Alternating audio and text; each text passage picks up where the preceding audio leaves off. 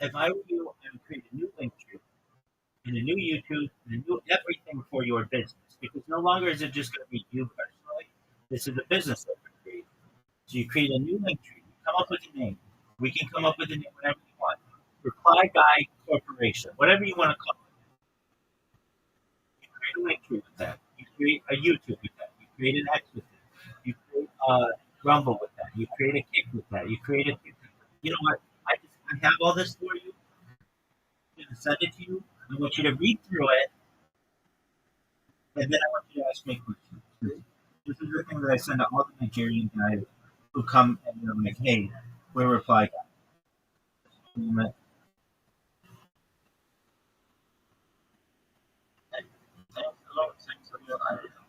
You're welcome. You're welcome. Just get you set up. But you,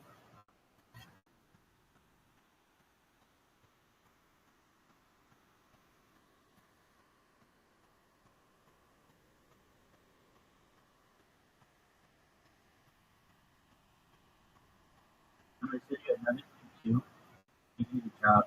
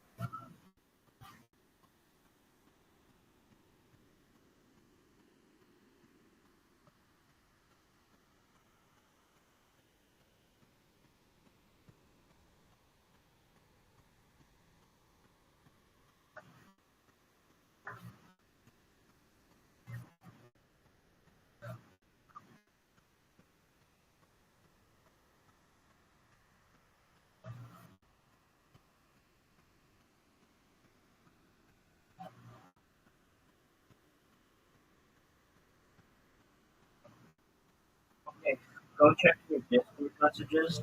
I sent you three of them. Read them again if you need, and then let me know if you have any questions.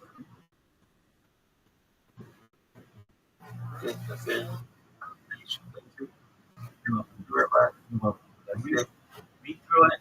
I mean, before you thank me or anything, I appreciate it. You're very nice. But just read through it first. Let's make sure it makes sense.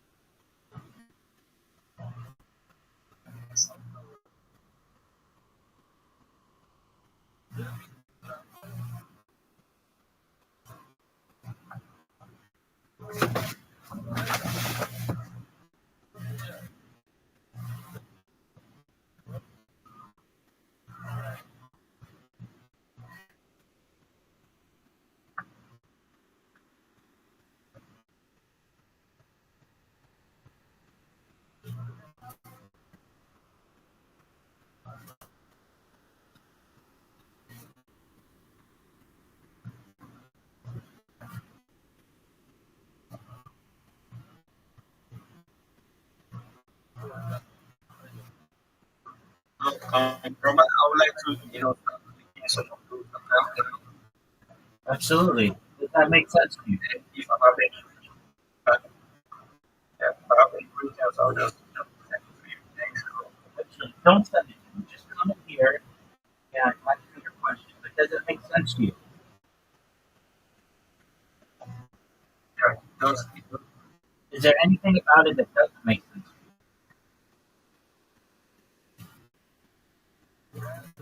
no, no, because it's not too slow. And, it's what I'm doing perfectly. you? That's what I'm talking about. So before you go, though, let me tell you how you get business when you do. You're going to create all that kind of stuff, right? When you're done, you come to me, we'll look at it, we'll make sure you have a logo, all that kind of stuff. Make sure that we build this out so that your platforms, your social media looks attractive to companies. Then what you do, Kim, once you get that done and we checked it over and we like it, then you're going to go into different people's share spaces. Do you know what a share space is? Or they're called chill and chills.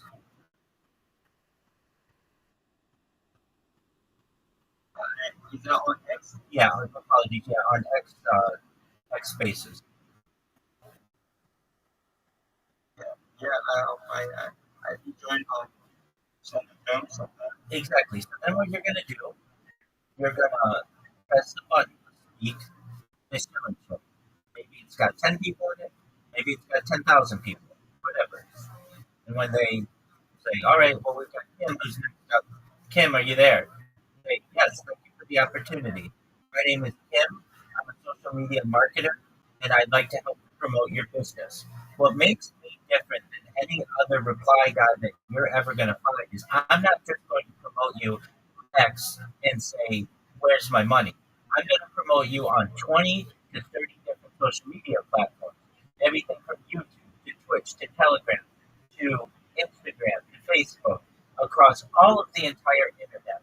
I'm going to create a much larger footprint for your brand.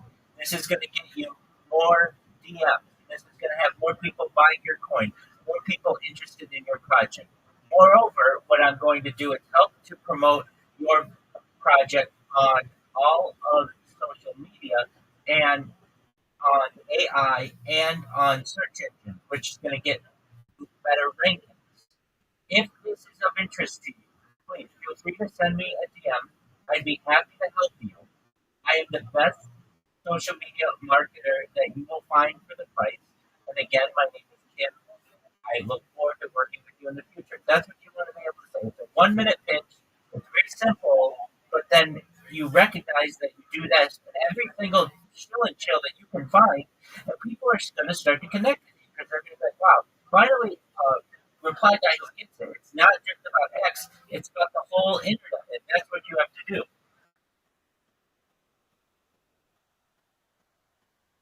yeah, yeah, that definitely that needs to be some sense.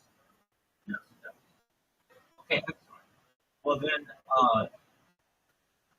you go do it, and I know you're excited to do it. When you're done, don't just leave. Yeah, Never come back. Come back in here. We'll look it over. If you're not going to have it 100% correct, there are going to be some things that are incorrect. I want to help you with those. And then you'll make your revisions and we'll give you a script. Then what you do, once you've got all that, I'll send you a menu that when somebody DMs you and they say, yeah, I'm interested in what you do, you say, okay, I will post your stuff for free. Okay, just to show you that I'm a nice person. Because what do you have to do? Hit a button on your phone? Who cares? If you want me to repost to 5 of my different social media platforms, that's $5. If you want me to do it for 10, that's $10. You want me to do it for all of them, that's $20. And right there, you get 2 or 3 people doing that a day. You're going to be making $100, $200 a week, and that's gold where you're from. You're going to be able to support yourself and support your family. Does that make sense? that all sense. Yes, makes a lot of sense. Exactly.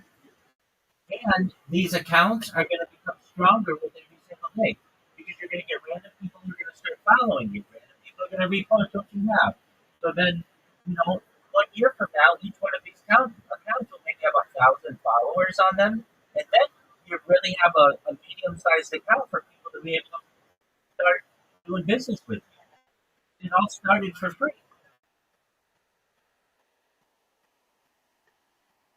Yeah. Excellent. Okay, I'm glad you get it. So you go do it. I'm going to tell you, it might take you 2 or 3 days to do. Once you're done, come back in here. If you have trouble with any of them, let me know. We'll go through it. And then we'll get your script and all that other stuff. But by this time next week, Tim, you should be able to go into any person, face any person to chill and chill and be able to get business. And we'll help you with that, okay? Okay. Thanks. Thanks so much.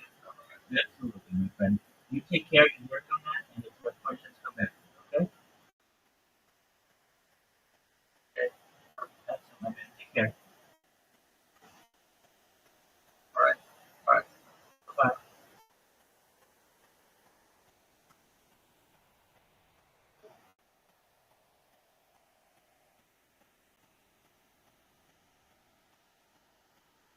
Glad you came, everybody.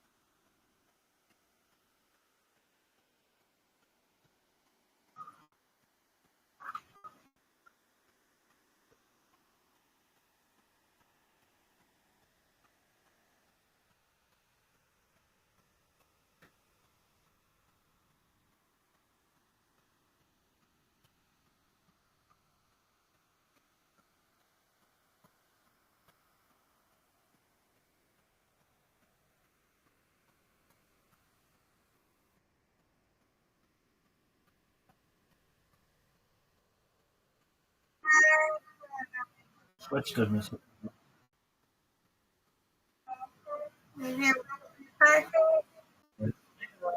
Yeah.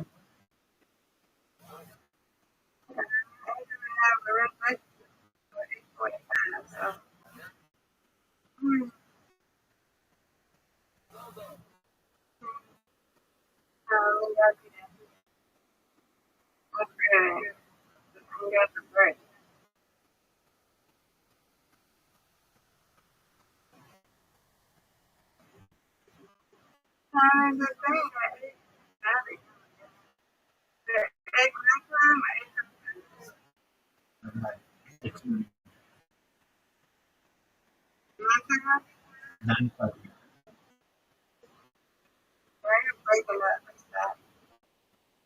Can't hear me?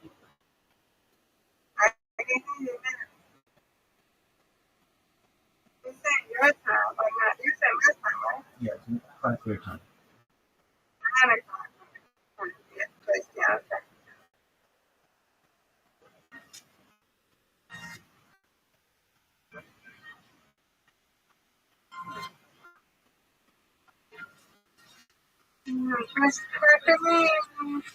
Wait, so we had a bunch of people here. In the tower.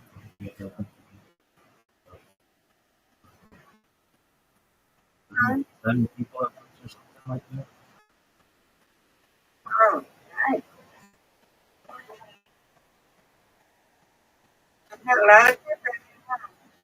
Yeah, let's Brandon, you, no, two, other, and, um, seven.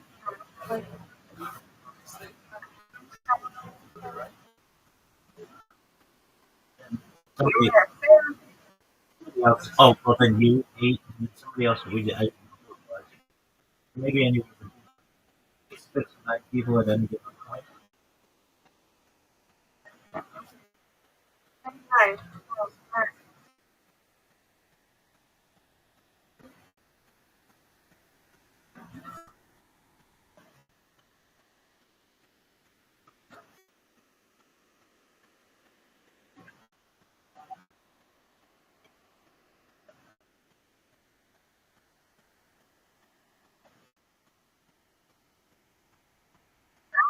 we're at 449. We're right behind. Right behind. Right behind. And the other one is right behind. That's one.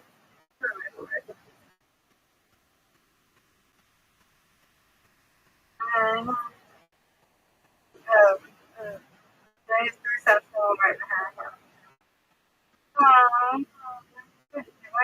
Wait, wait. Wow. I see him. I'm not behind. Hey, go. All right. I'm the players.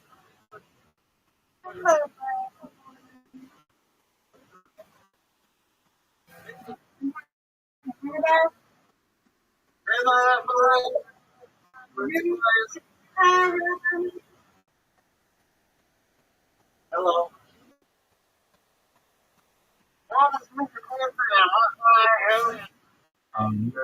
You're way out in front with five chickens.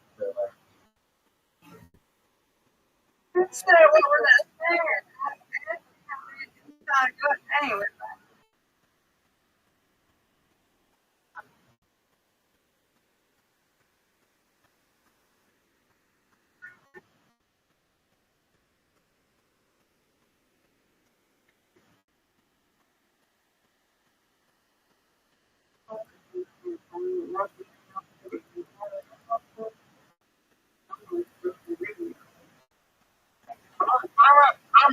I'm 11. Two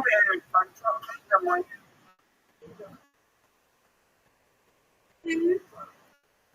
I took kingdom is mine. Forever. And the girl is there. And behind you.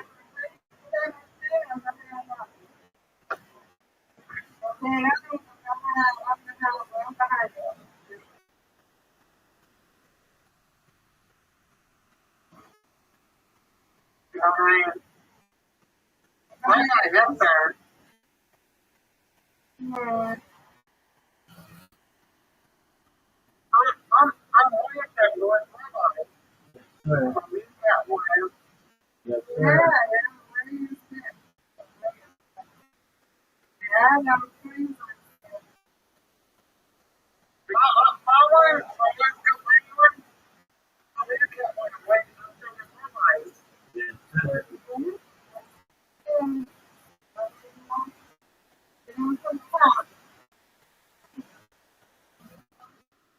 I'm working with rabbi.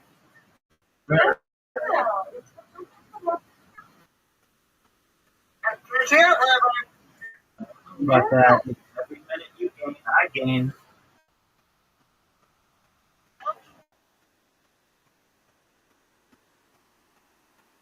I can't rabbi. Every minute you gain, I gain. Yep. Okay, That's right. Okay. That's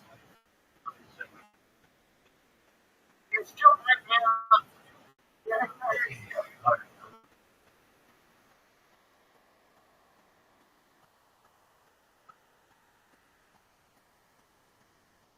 right. Started.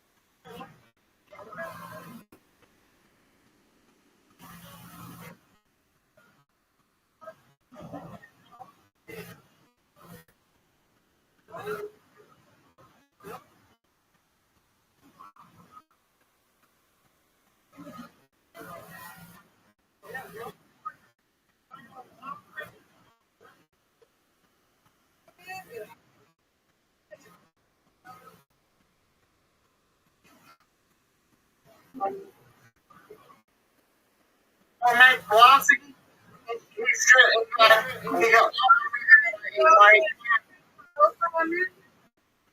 yeah, I got what his string is but it's low in that there.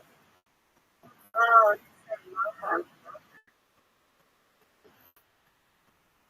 I'm about to say, Rick, I got a low foundation.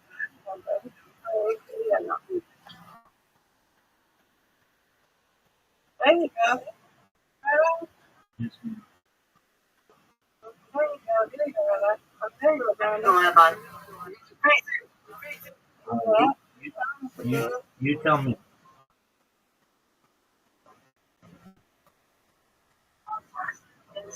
You fixed it, Rabbi. Oh, You fixed excellent. it. Oh.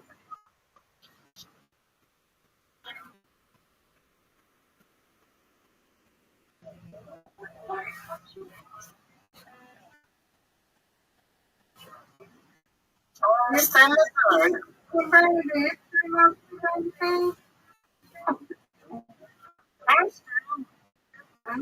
I'm still in one to go on. I'm still northern.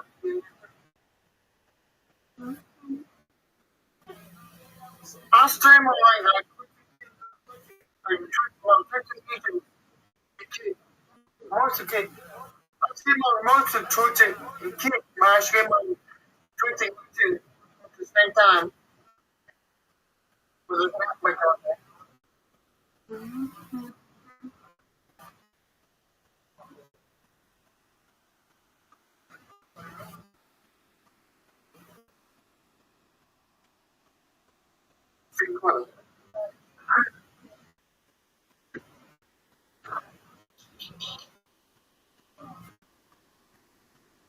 No, I'm not.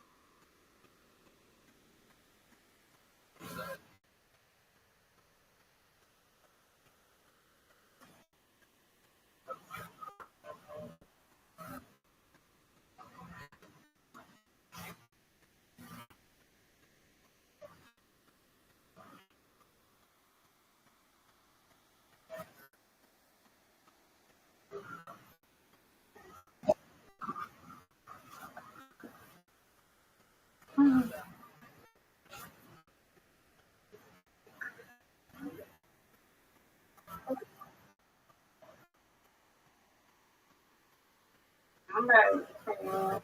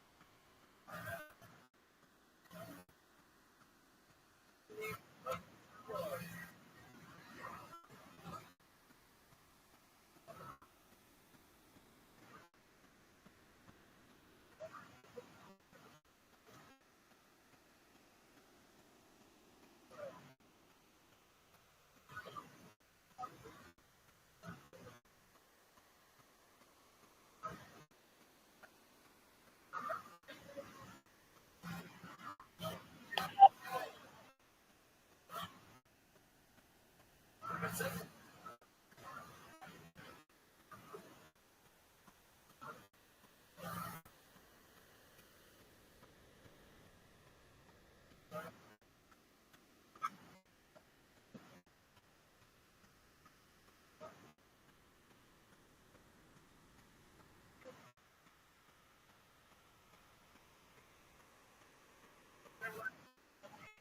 hard.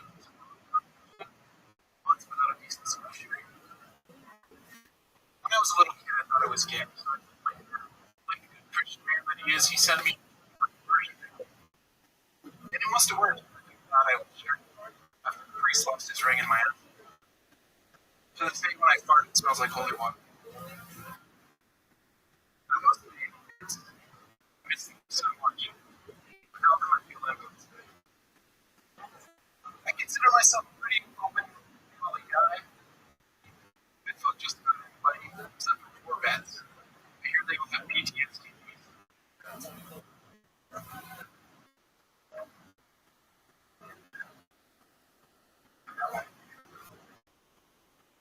I'm a cancer survivor.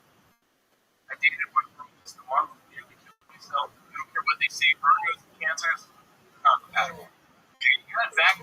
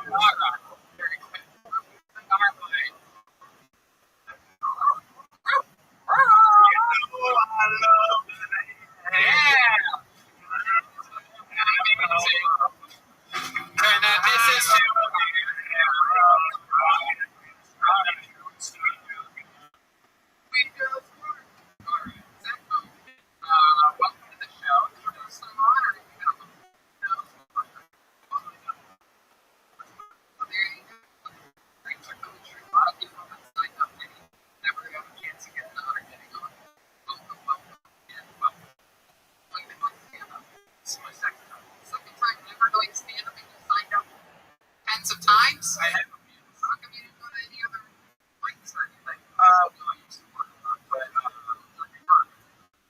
I'm doing a restaurant. Oh, it's one of the best great restaurants, good restaurants. Paradise Go. Oh, I love Paradise Go. I'm a big fan of Paradise Go. Right?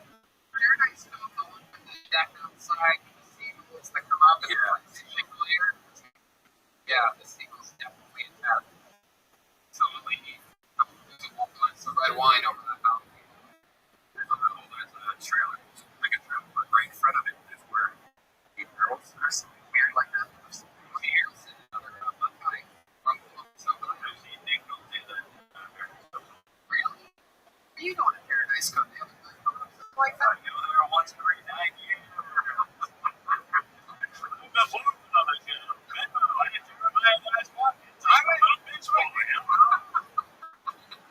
This is what you want from me. What the hell is that your rental? I thought you were Kenny Massey. Oh, God. Jerry and I have one kids, a little bitch. No, you're in the seas, right? The little bitch is in the description when you're paying your $80.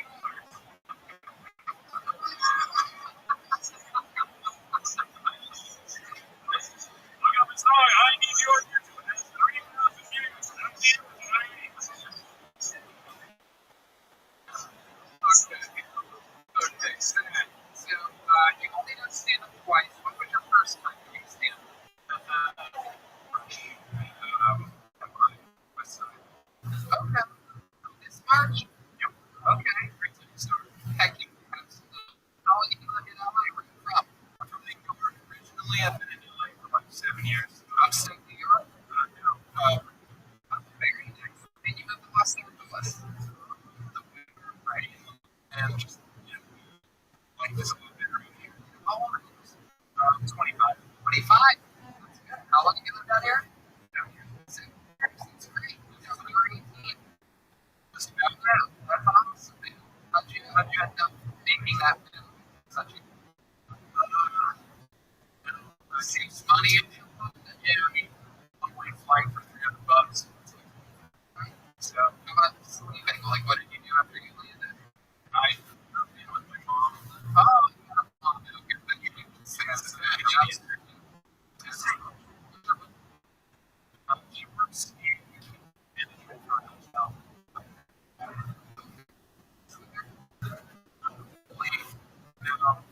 but what part of town? No, we probably should have. Do you know where you're? Yeah, it's not gay. Yeah. Where are they at? Brooklyn? Like one in Virginia and one in Portland. Biological that's in Portland. Yep, that is correct. I can tell. You look like you would try to smoke the federal courthouse. Deal with energies being developed for you. Have you ever protested or ran in any way? They're like you're doing the Occupy movement. You know, when you do that, protests are internal. Like what are some internal protests? It's really okay. I don't know if you can tell.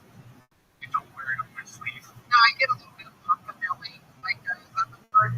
Rockabilly. Rockabilly. Sure. Get some rockabilly vibes from you. I'll take it. You play the instruments? No. Do you have any special skills or talents? Yeah, I'm a tattoo artist. What's your favorite tattoo? On myself? Yeah. Is that an eye? Yeah, you don't know? Oh, okay.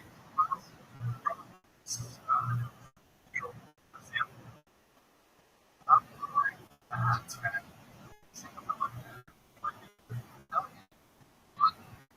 How about your biggest most regret tattoo? When I was learning how to tattoo, I tattooed an X-Wing fighter from Star Wars on my shin. Sitting on my carpet, just going out free. And it looked like, like after I was done, it was like it was still there. It's covered up now. You can really see it. So it was a lot better now. I got it lasered off and covered up, but while I had to wear it. So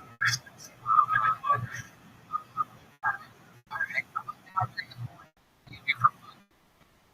A lot of listeners are figuring out ways to get it.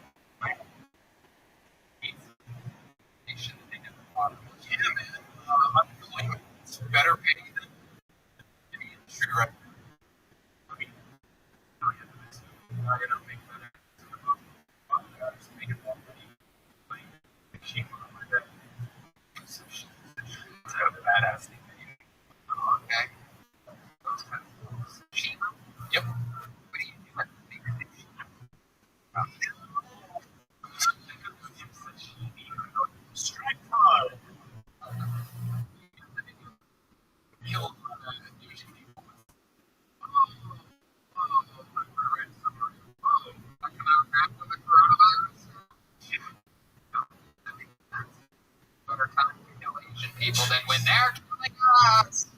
Am I right? Team up. Go. And the crowd goes wild. I've been arrested. For what?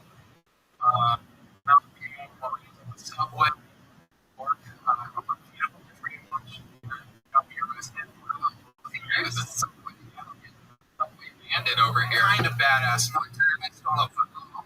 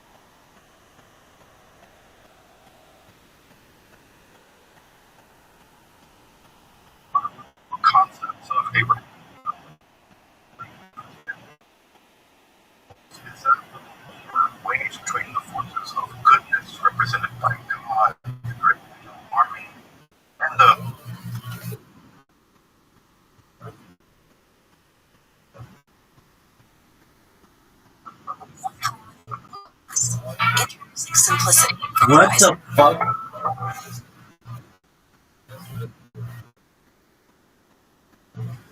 The conversations between Dr. John D., Edward Kelly, and the host of entities contacted in the late 16th century. Why? Work is it?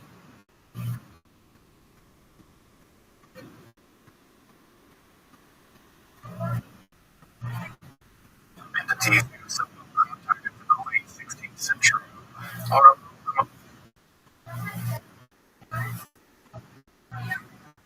enjoy conversations between Dr. John D. and Edward Kelly. Entities contacted in the late 16th century are among the most mysterious and obscure events in the history of esotericism. My whole interest in the field recently, what I've spent decades studying, began with my discovery as a teenager learning Latin, that angelic language, grammar, vocabulary, syntax, etc., all the things that make a language had been revealed in a series of magical rituals in the late Middle Ages. As you might imagine, this made an enormous impression upon me. The languages are made of more or less stable patterns, which I knew too well taking weekly learning exams. And such patterns can't be just easily made up on the fly. As talking about making up languages, if it were an angelic language, it might very well be proof of something much advanced than just atoms in the void.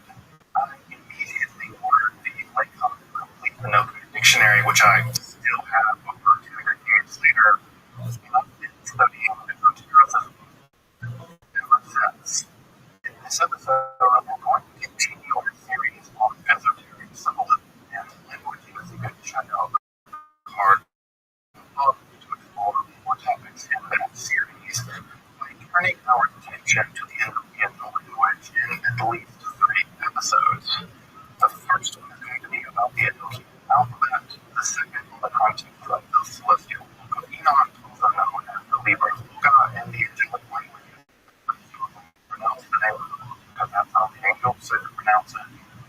Remind our with a bunch of angels. And the third is going to be on the Enochian calls, which provide us our only substantial glimpse into angelic as a functioning language.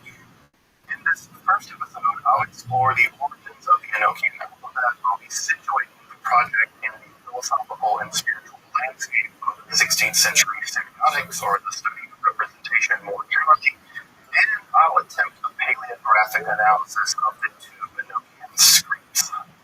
If you're interested in magic, hermetic philosophy, or academic study of the occult, make sure to subscribe and check out my dozens of other topics in the study of esotericism.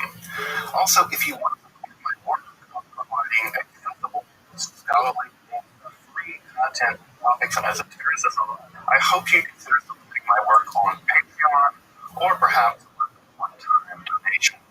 You can find those links below, and I really appreciate your consideration of supporting this channel. It's really the only reason why this channel can continue to exist. I hope you'll join me as I explore the very first revelations of the Enochian language, or the celestial speech, to Dr. John D. and Edward Kelly. I'm Dr. Justin Smith, and welcome to Esoterica, where we explore the arcane in history, philosophy, and religion.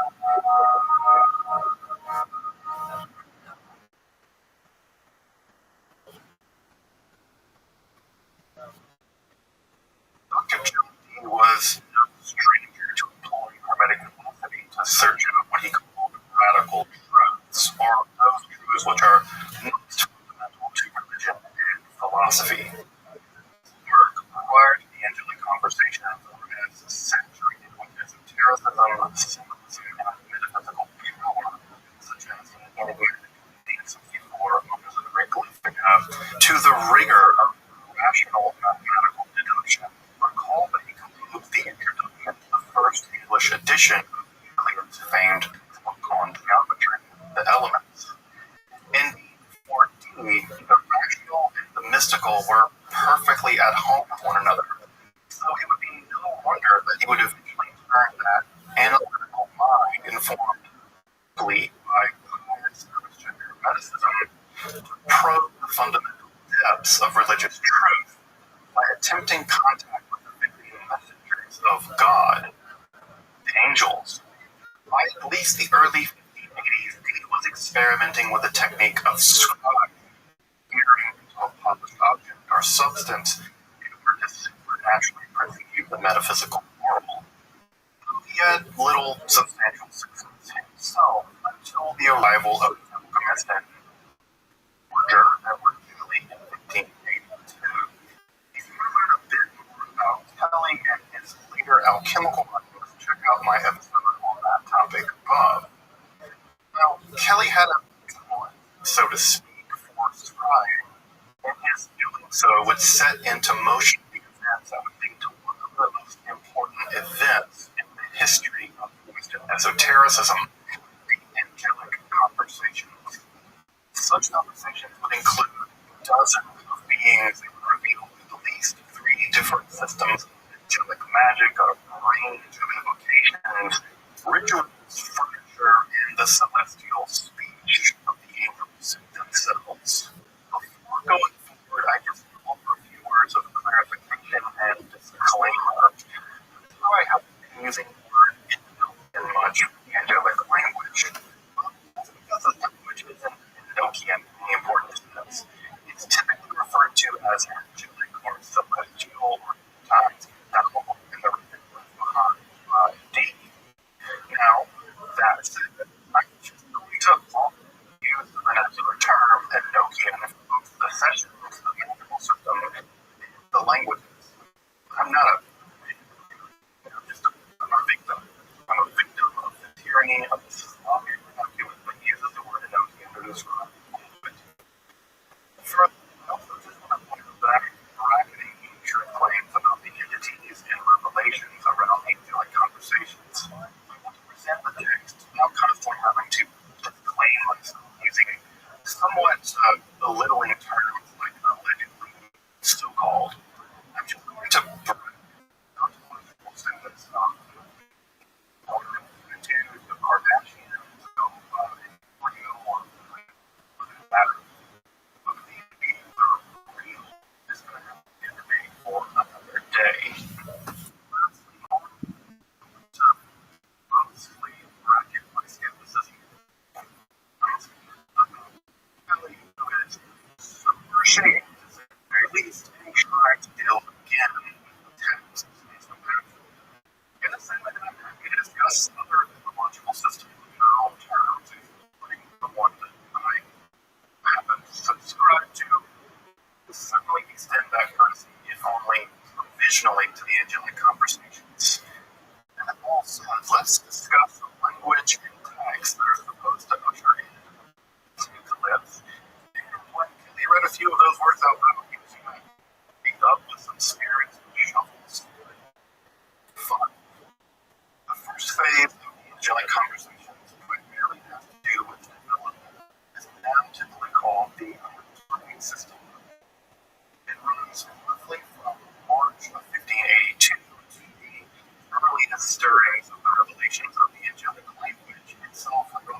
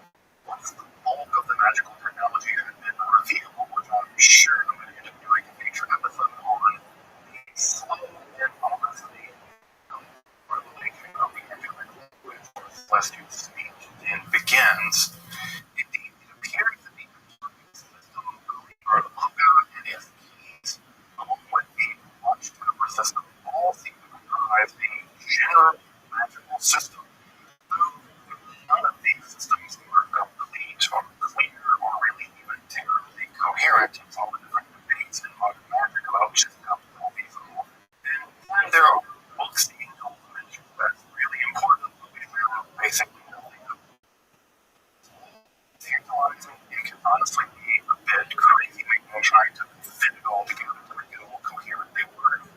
So let's just not go crazy and ignore those problems for now. Though to set the stage for the Libra logo and the angelic language, it's worth mentioning a couple of important aspects of the Heptarchic system and Renaissance magic more generally. It's to say, magic squares and the idea of a divine or angelic language.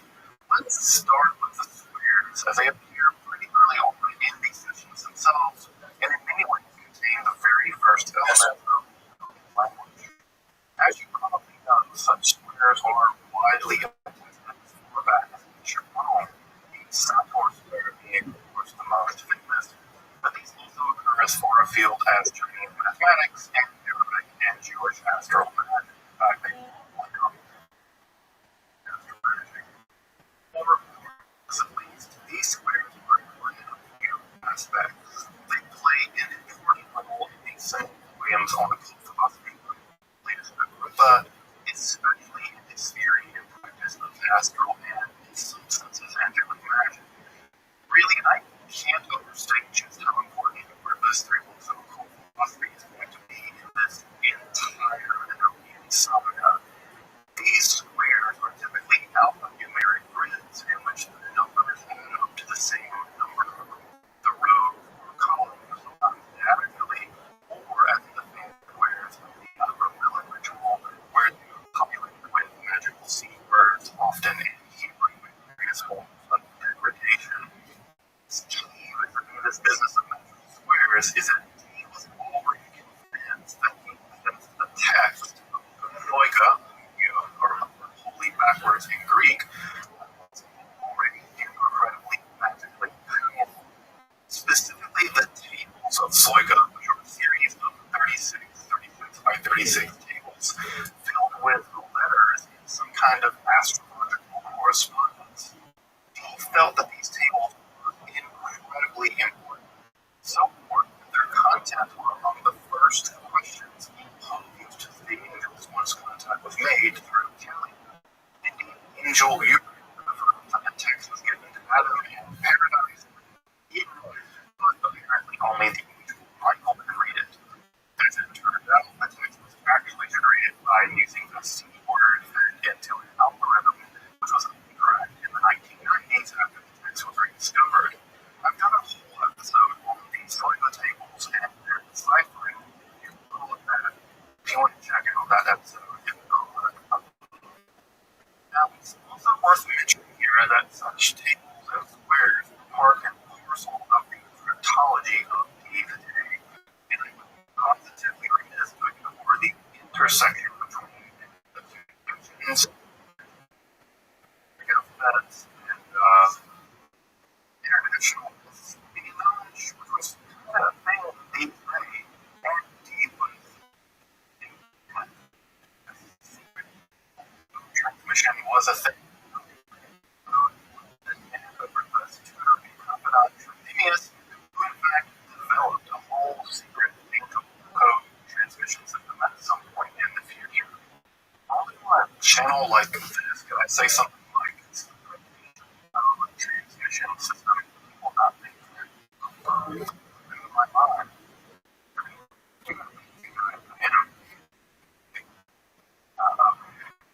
Regardless of my relative sanity, the whole business of magic squares is about to get turned up to 11. Or really 49. Alright, let's go off the rails.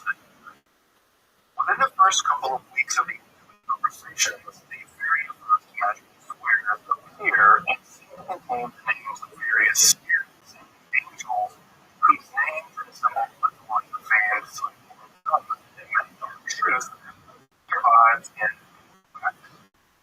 the British Museum. As you can see, they're extracted by reading the squares in various directions, especially the second square, which also contains a small amount of number, letter substitution, and translation of various sections of the road.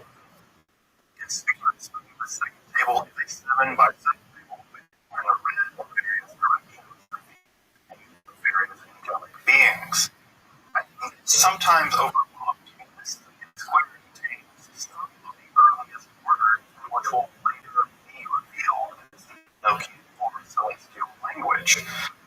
First square contains angelic names that are attested in other texts, many of the angel names we know in the books. However, this symbol contains the names of angelic beings that only, to my knowledge at least, in the angelic revelations to Kelly, specifically one of the angelic names, Messa, who goes by, so you know, that's their name. They're going to play a huge role in the theory of the Hebrew Loga revelations.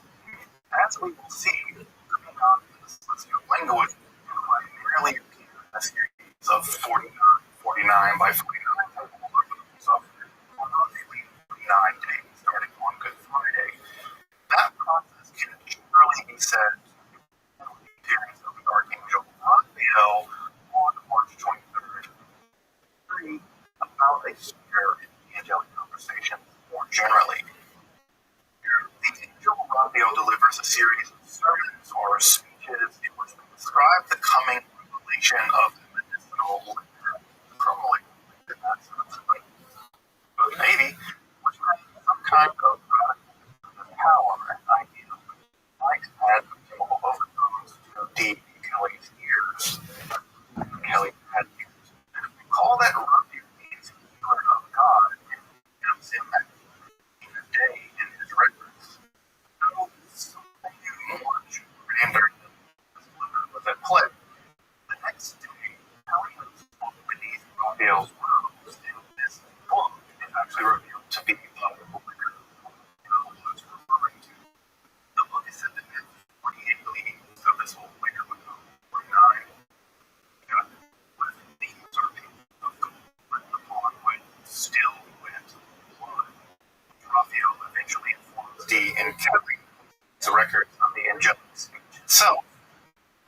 It seems the secrets of creation and the apocalyptic end of history itself. No big monkey. Indeed, it appears to be the very words by which the word of God, the Gospel of John claims, of the creation of the God was a being. You would think that the promise of such a revelation would have caused Dee to have looked into his belt and concentrated a bit more on the topic at hand. You know, just the secrets of creation, the speech of God Christ himself. Nope.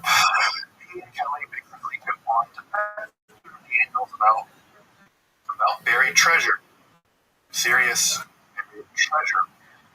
Angels even several times for this. Like, I'm talking about the divine secret of all of creation and the coming apocalypse. And, you know, Dee and Kelly were basically like, apocalypse, blah, blah, blah. Let's do this buried treasure thing first, right? Cool.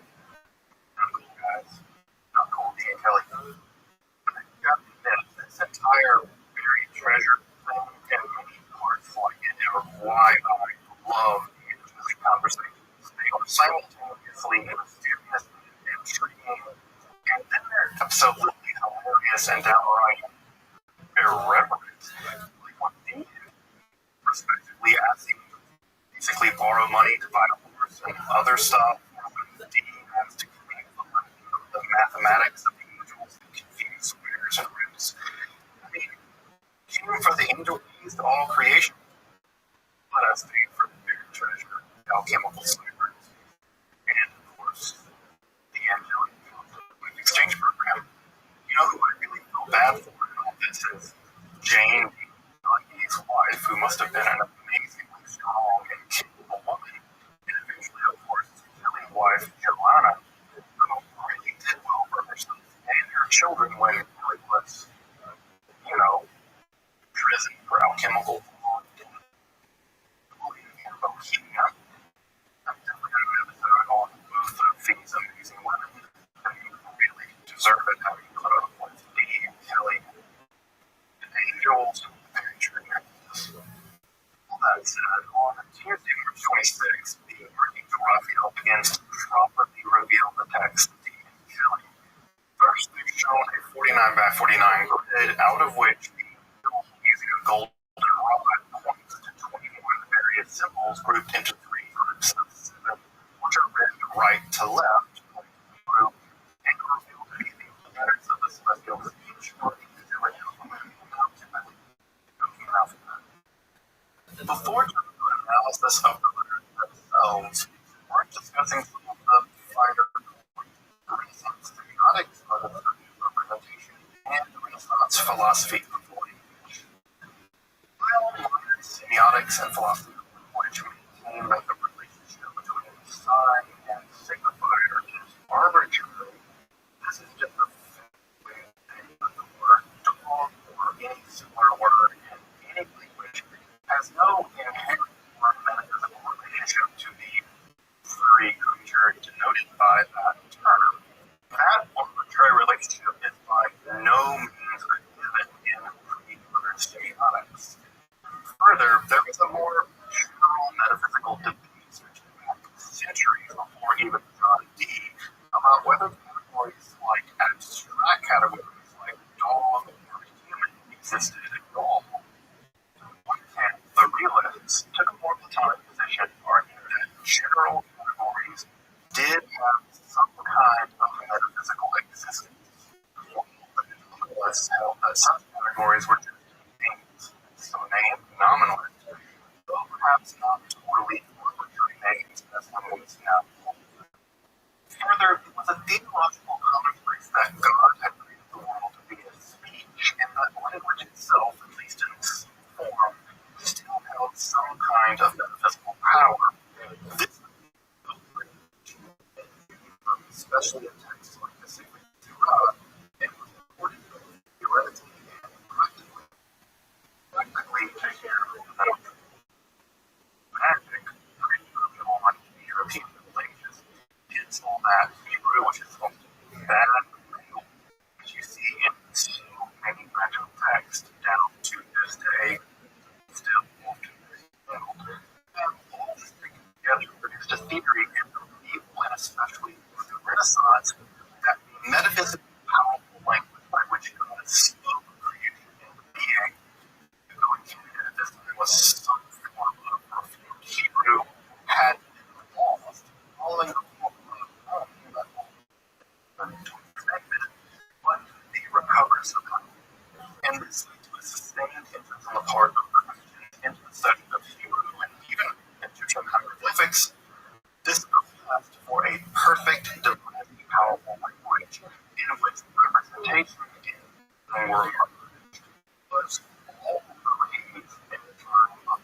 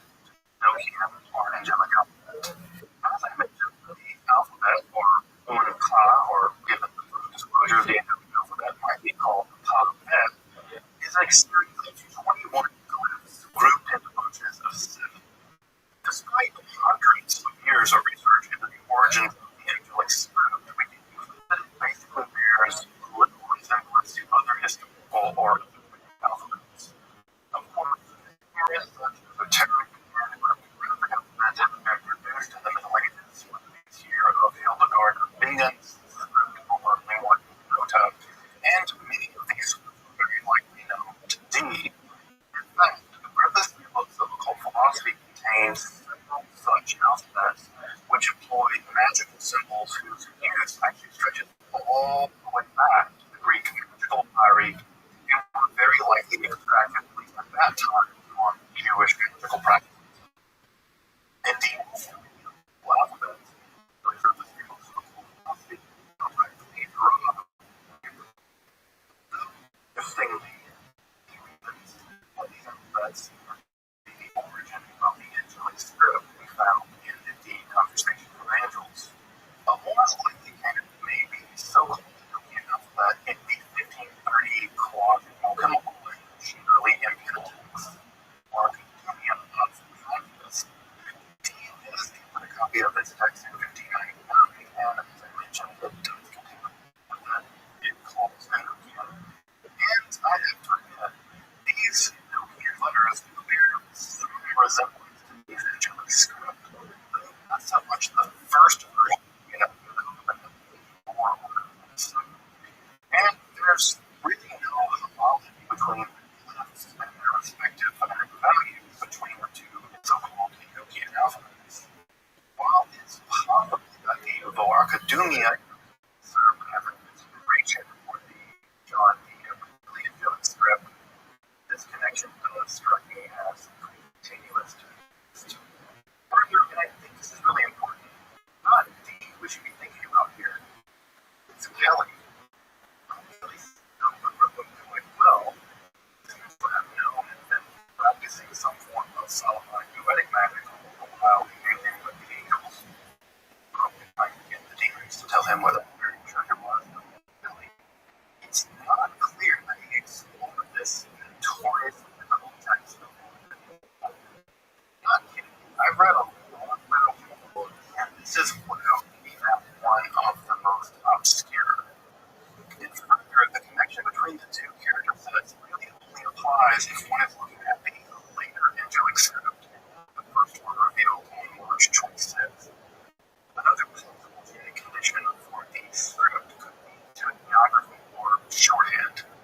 Kelly, as you may know, was a trained notary, and shorthand would have been part of that training. Now, he did use that training to engage in the forgery, but like I said, I'm going to give him the benefit of the doubt. Kind of. These symbols, of course, were survivals of the system of Latin shorthand said to have been developed by one of the slave scribes of Cicero, Tiro, in fact, his name, the Tironian notes. In fact, the most well-known Tironian symbol, the symbol for et or and, actually survives into use today, especially in the Irish national script. Again, these shorthand symbols do, to my eye at least, bear a striking resemblance to and the notary was possible origin for the symbols. However, the script of the manuscript also shares many similarities with photography, but that's a story for another day. Indeed, this is no matter of now that the alphabet isn't just like the first two times the script appeared, the much more cursive screen or later in the records and produced by Kelly, sometimes outside the possessions themselves. Now, it's possible that Kelly saw more stylized versions and that the cursive versions were just easier ways to write down those symbols in the midst of the conversations. And indeed, Kelly seems to express just such a position. As I mentioned, there are 21 letters or basic sounds of the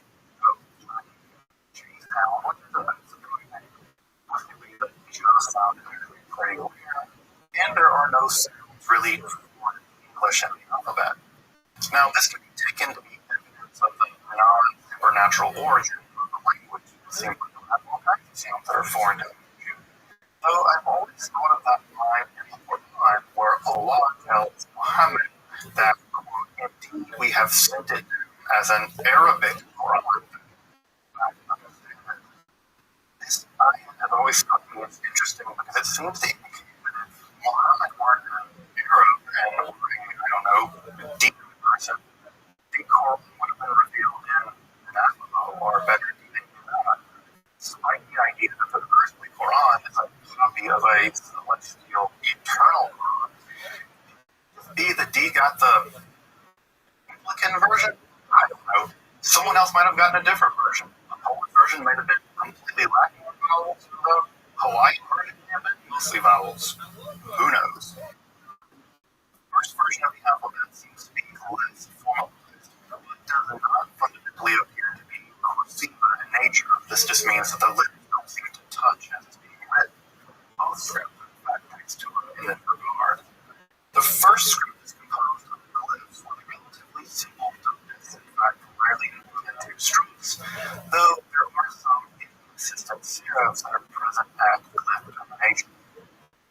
The ductus seems to typically begin from a left-hand stroke to right, indicating that the direction of the script is RTL, which is later affirmed by the angels. The baseline itself isn't really apparent, but doesn't appear to be separate linear as it is with Hebrew, in which the letters hang from the top line of the sitting bottom line of the Latin script. In fact, these are inside of the grids. The first script, while mysterious, strikes me as rather uncalligraphic, with little in the way of internal uniformity in glyph structure or ductus. In other words, it was homely, unique calligraphic material of the time, and appears to my eyes as artificial or made-up, not likely shaped by these calligraphic pressures which produced other historical scripts. Now, of course, aesthetic judgments don't really matter because of the jelly script originally, and it just also might be the case that the script wasn't subject to historical pressure because the angels are, well, not the eternal, it just didn't evolve. The more elaborate or formalized script, or I might call it the more reversal-like form of this script, is the more better known to people as it began, and it's clearly formed with a much more elaborate ductus.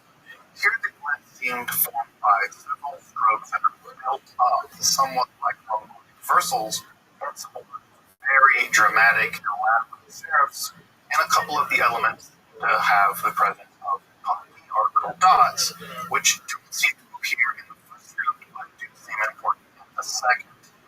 Here the ductus contains several strokes with the quill often seeming to draw the glyphs rather than being composed by the natural stroke of the nib. That seems most apparent to me in the rather dramatic serifs of this script. Indeed, if the same quill were used for both the notes here in Sloane 188 and the composition of the angelic letters, then we certainly have glyphs which are drawn rather than naturally written, even if they're built up from several versal-like strokes. Again, the script does not strike me as natural, with no clear linear trajectory, though a general detailed openness seems to dominate. Again, Kelly had some experience as a notary and a clerk, and his handwriting is honestly a welcome relief in the manuscripts, especially compared to Dee's, which becomes positively incomprehensible by the manuscript of the Constitution where most of the continental conversations are recorded.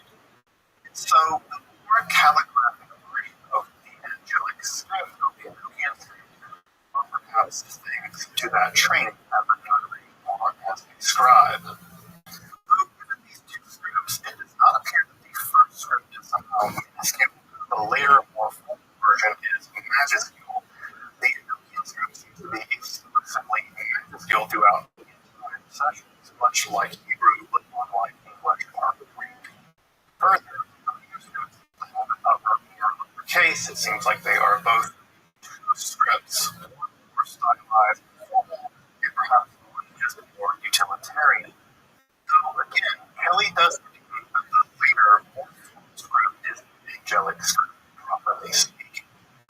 Further, we're told that this celestial speech is written as a from right to left, like Hebrew, and that, like Hebrew and Greek, individual letters have names. For instance, the B sound is called ha, and the O sound is called ment, etc. However, unlike Hebrew and Greek, the names of each angelic letter do not seem to bear either a phonetic or seeming relationship to the letter attached to it. For instance, in Proto-Sinaitic, in Hebrew and Phoenician, the second letter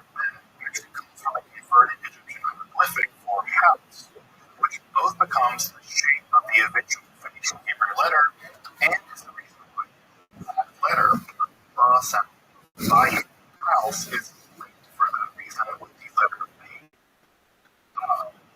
connection is more. The olive thing becomes the alpha beta of the Greek language. Beta only really means the name of that letter and isn't connected in any way to the Greek word for house or cost. So the relationship between the morphology of the glyphs, their phonetic value, their nominal designation remain unsurprisingly completely mysterious. It's also worth mentioning that, like Greek and Hebrew, there's also some connection between the angelic glyphs and their numerical value. But this is also completely obscure, and I'll be discussing the complicated mystery of Enochian numbers in more detail when I get to the third part of the series, the Enochian calls.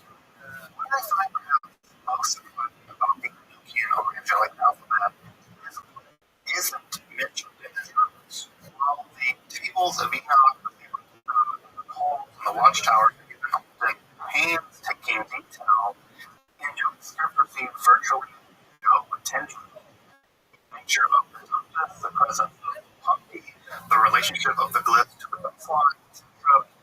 None of this is really given any attention, and neither Dee nor Kelly seem to really inquire about it, aside from sometimes they're interested in sort of the color the script should be when it's written out.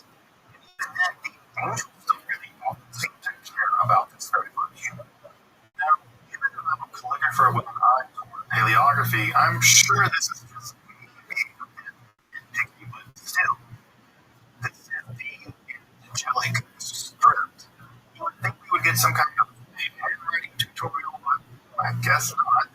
It's a treasure. I mean, I don't really know the most important language in all of existence. Who are you guys? I'm the broadest. They're gonna write this thing. After insisting that both men memorize and become proficient with the angelic alphabet, the usual Rothschild issues a dire warning about the medicine or book they are about to reveal. Lieber, Malis, seems to the truly death itself for the wicked. This book is the famously mysterious Liber Loga, or the Book of the Speech of God, also known as Amzes Nakhezes Harda, which either a name for God or it's something like let those that fear God, in other words, read through somehow both. It's said to be nothing less than the very Logos by which the Logos created all just that being with apocalypse. And that of this series as I explore the celestial tables of the very speech of God. We'll also be doing a book roundup in later episodes as well. Until then, make sure to subscribe, check out my other content, and again, consider supporting work on Patreon or donation. Thanks below. Until then, I'm Dr. Justin Sledge, and thank you for watching Esoterica, where we explore the arcane and history, philosophy, and literature.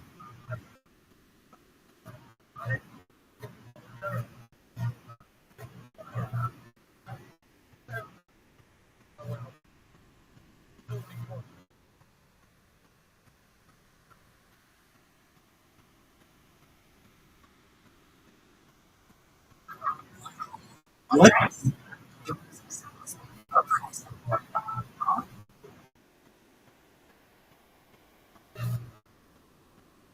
It's a high.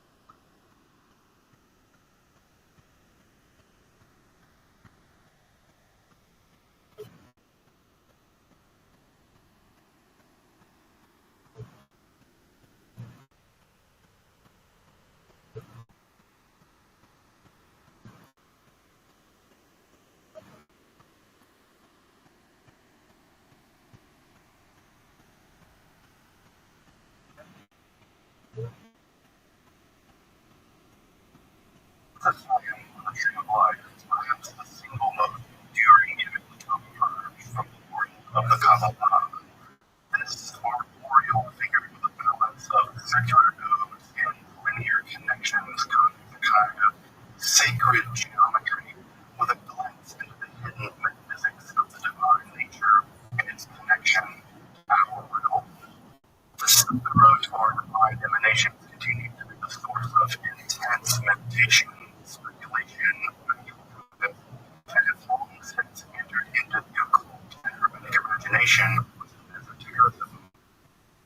Generally, perhaps one of the most enduring symbols of Kabbalah, which is as a concept in the history of Jewish mysticism, remains shrouded in mystery. In this episode, I'm going to reach back into the obscure origins of the Kabbalah itself to explore the first appearance of the Sefirot in the Bible. Turning to some of the first causes known to us by name and history, the famed Isaac Rabbi and his student Rothschild.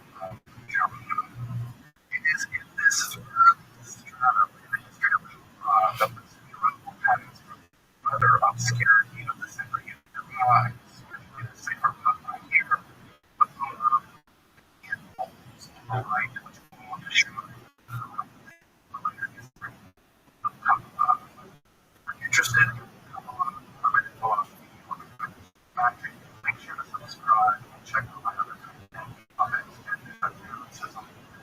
So, let's for my work of providing accessible, relevant, read, lyricism on YouTube. I might be easier supporting my work on Patreon, perhaps on a one-time donation. You can find those links below, and I really appreciate your consideration of supporting this project.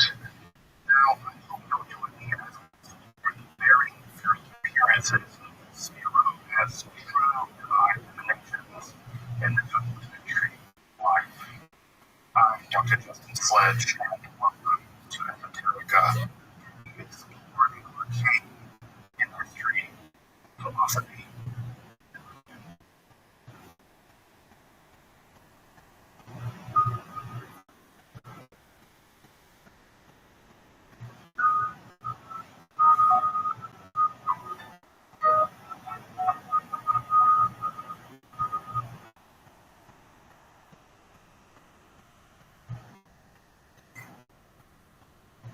as I'm sure you know, it's not exact reasons to idea. The reasons that should be kind of obvious, they are hidden or at least obscure, and sometimes hopefully made even more so. Very rarely are ideas as complex as these Sefirot simply born all the way. Rather, things slowly creep into history, often in a state of intense initial obscurity, and only after centuries of interpretation they take a stable form which endures into the popular imagination. Very much as esoteric stuff becomes popular. And indeed, that's exactly what we see in the history of the Sefirot and development of the tree of life. Development of first centuries of failure to many of us as a result of that process, and not its starting point. As I do, the third of the sacred gifts throughout the region for years. Check out my episodes of gifts around the Lord. The word Sefirot itself was string neologism stemming from the root Tikkun. In Sefirot, it appears as being 10 drums and which point out that the word Belima actually only occurs once in the entire ancient Hebrew, the Hebrew Bible, and of course it occurs in the book of Job, where most utterly obscure Hebrew words like to live, and it literally means something like without what. So something like Sefirot of nothingness. Maybe. A made up word vaguely meaning to count, and a word that only occurs once in an otherwise completely obscure book of the Hebrew Bible. To every unclear story here. No one really understands what the Sefirot ever means by the 10 Sefirot Belima. The text is just so brief and obscure. They're usually paired with the 22 letters of the Hebrew alphabet and or the means by which God brings the cosmos into being. My guess is that the significance around things that the 10th sphere has numerical principles. You can think of Pythagorean here if it helps to clarify things, which, when combined with the 22 variable letters, serve as the foundation. Generally, this idea was buried in the milieu of and Jewish in which these segregates appear, and that the word is tended to the idea of counting, I think, is quite conspicuous. Though note that segregates are never claims the sphere are.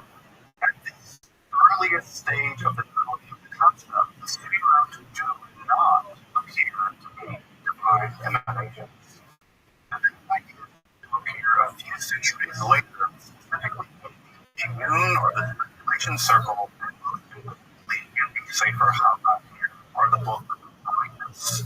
The immune circle, which most recent scholarship locates in southern France in the 13th century, seems to have held that there were 13 rather than 10 corresponding rather logically if you have the traditional attribute of God's mercy.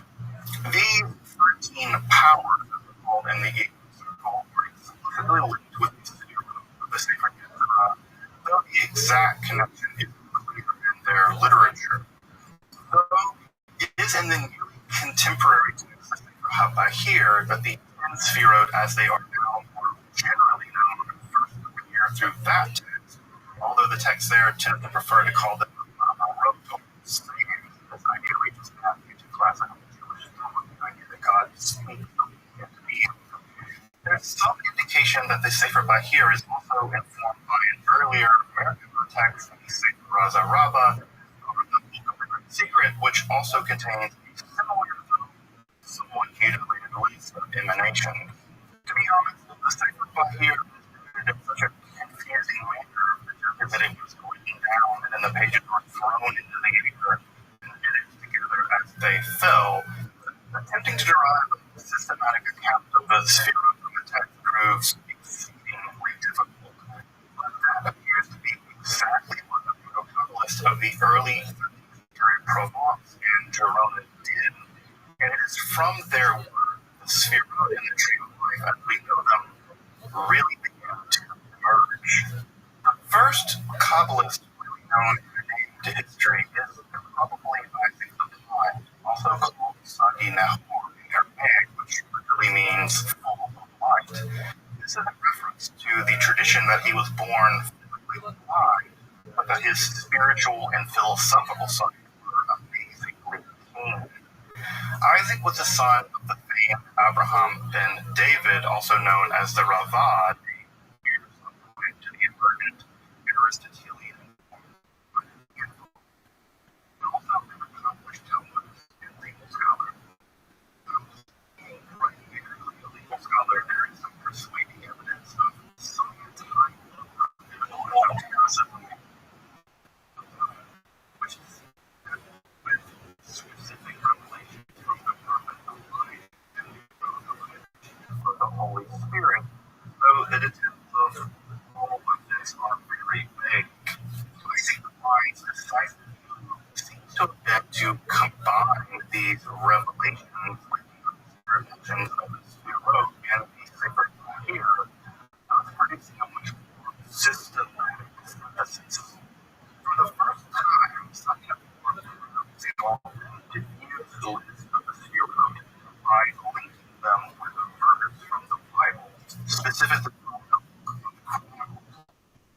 For the first time, the Spirit are more or less stabilized in terms of their respective names and the scheme of communication.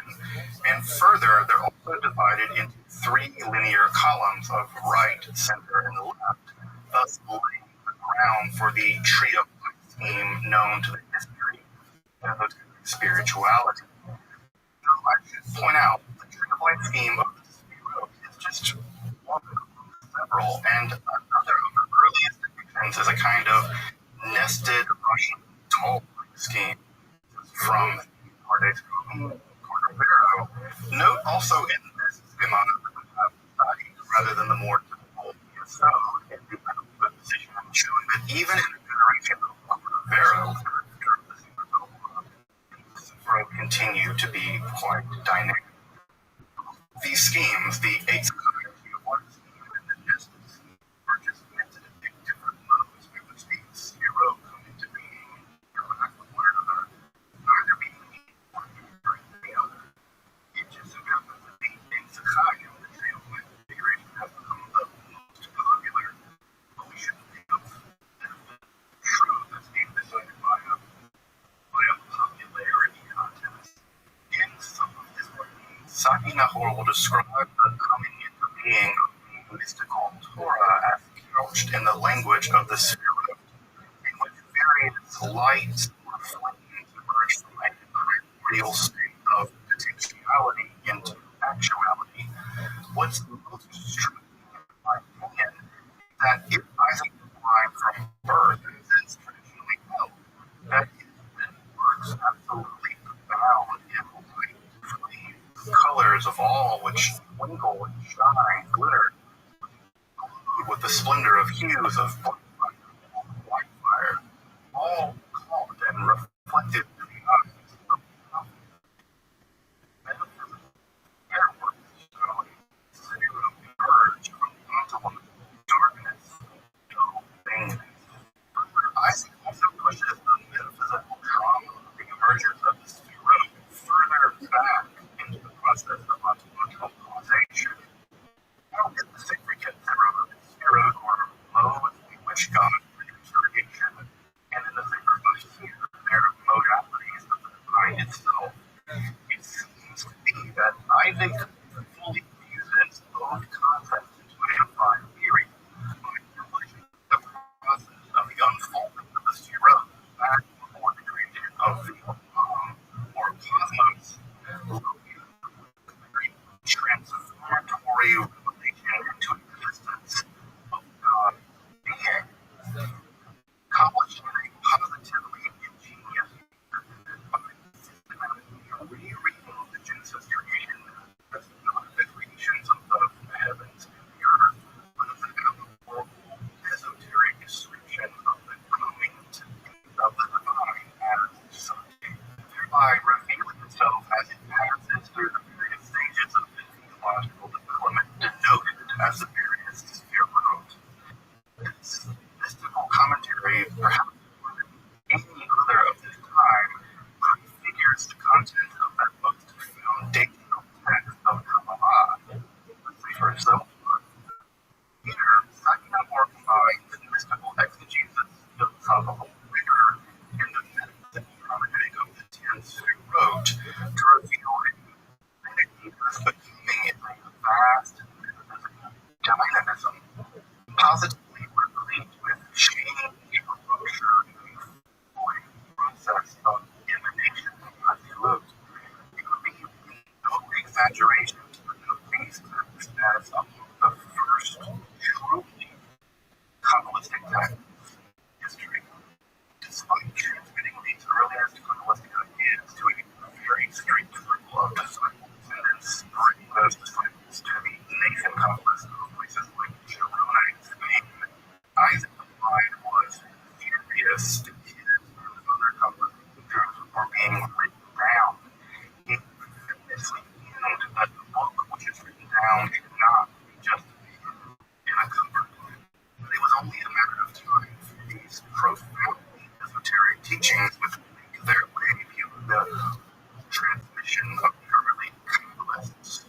Among the most interesting of his early Kabbalistic teachers was Isaac the Blind's student, Rabbi Rothschild, himself based in near Barcelona, the second cradle of Kabbalah outside of Provence for the Great Maturation in Castile. Unlike Isaac the Blind, or better, Sakinahor, whose mother's resistant attitude toward philosophy generally, Rabbi Azrael was the first Kabbalist who seek to explore the Sphirot system as developed by Sakinahor under the aegis of the Neoplatonic infused Aristotelianism of his day. Among the most interesting works of Azrael is something akin to an early Kabbalistic catechism, which he writes in Christian and their form. And developed a core concept in the history of Kabbalah. The zero entry of blood, of pain, so for eternal, infinite nothingness of which not which is possible, and from which all divinity and being flow. This process, being so is an infinite realm beyond all comprehension, out of which first existed everything in a state of absolute potentiality, in which was by blood activated into being. Here found the lineage in creation.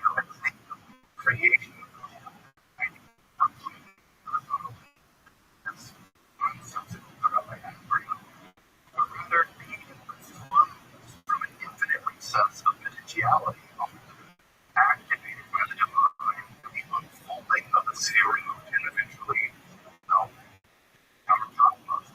Rothschild proceeds question by answer, and various roads, arrange their orders, and the process of procession itself. Considering how early this text is in the history of Kabbalah, it is breathtaking its systematic presentation of such a difficult concept, and indeed sets the stage not only for the maturing Kabbalah as it will appear in Castile, but also such works as the Aura of Joseph Gigatia and the later systematic accounts of the Sphero laid out by people like Pharaoh. Of course, Rothschild would be none other than the same jurist and compliment, and Nazareth, famously known as the Humanities converts commentaries with the way of truth without sign of the Kabbalistic truth. If you want to explore the text I discussed in this episode, be sure to pick up a copy of Joseph Don's edited volume of the early Kabbalah, which translates many of these texts for the first time into English, along with a really great introduction and read them. These texts are still rather confusing. You can also read Rabbi Rothschild's question and answers of Kabbalistic catechism, the rest of the wrote online reading through and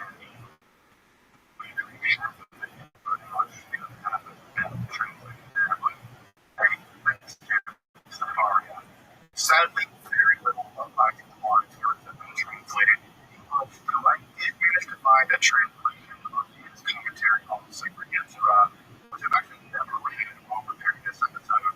So, reading material for me.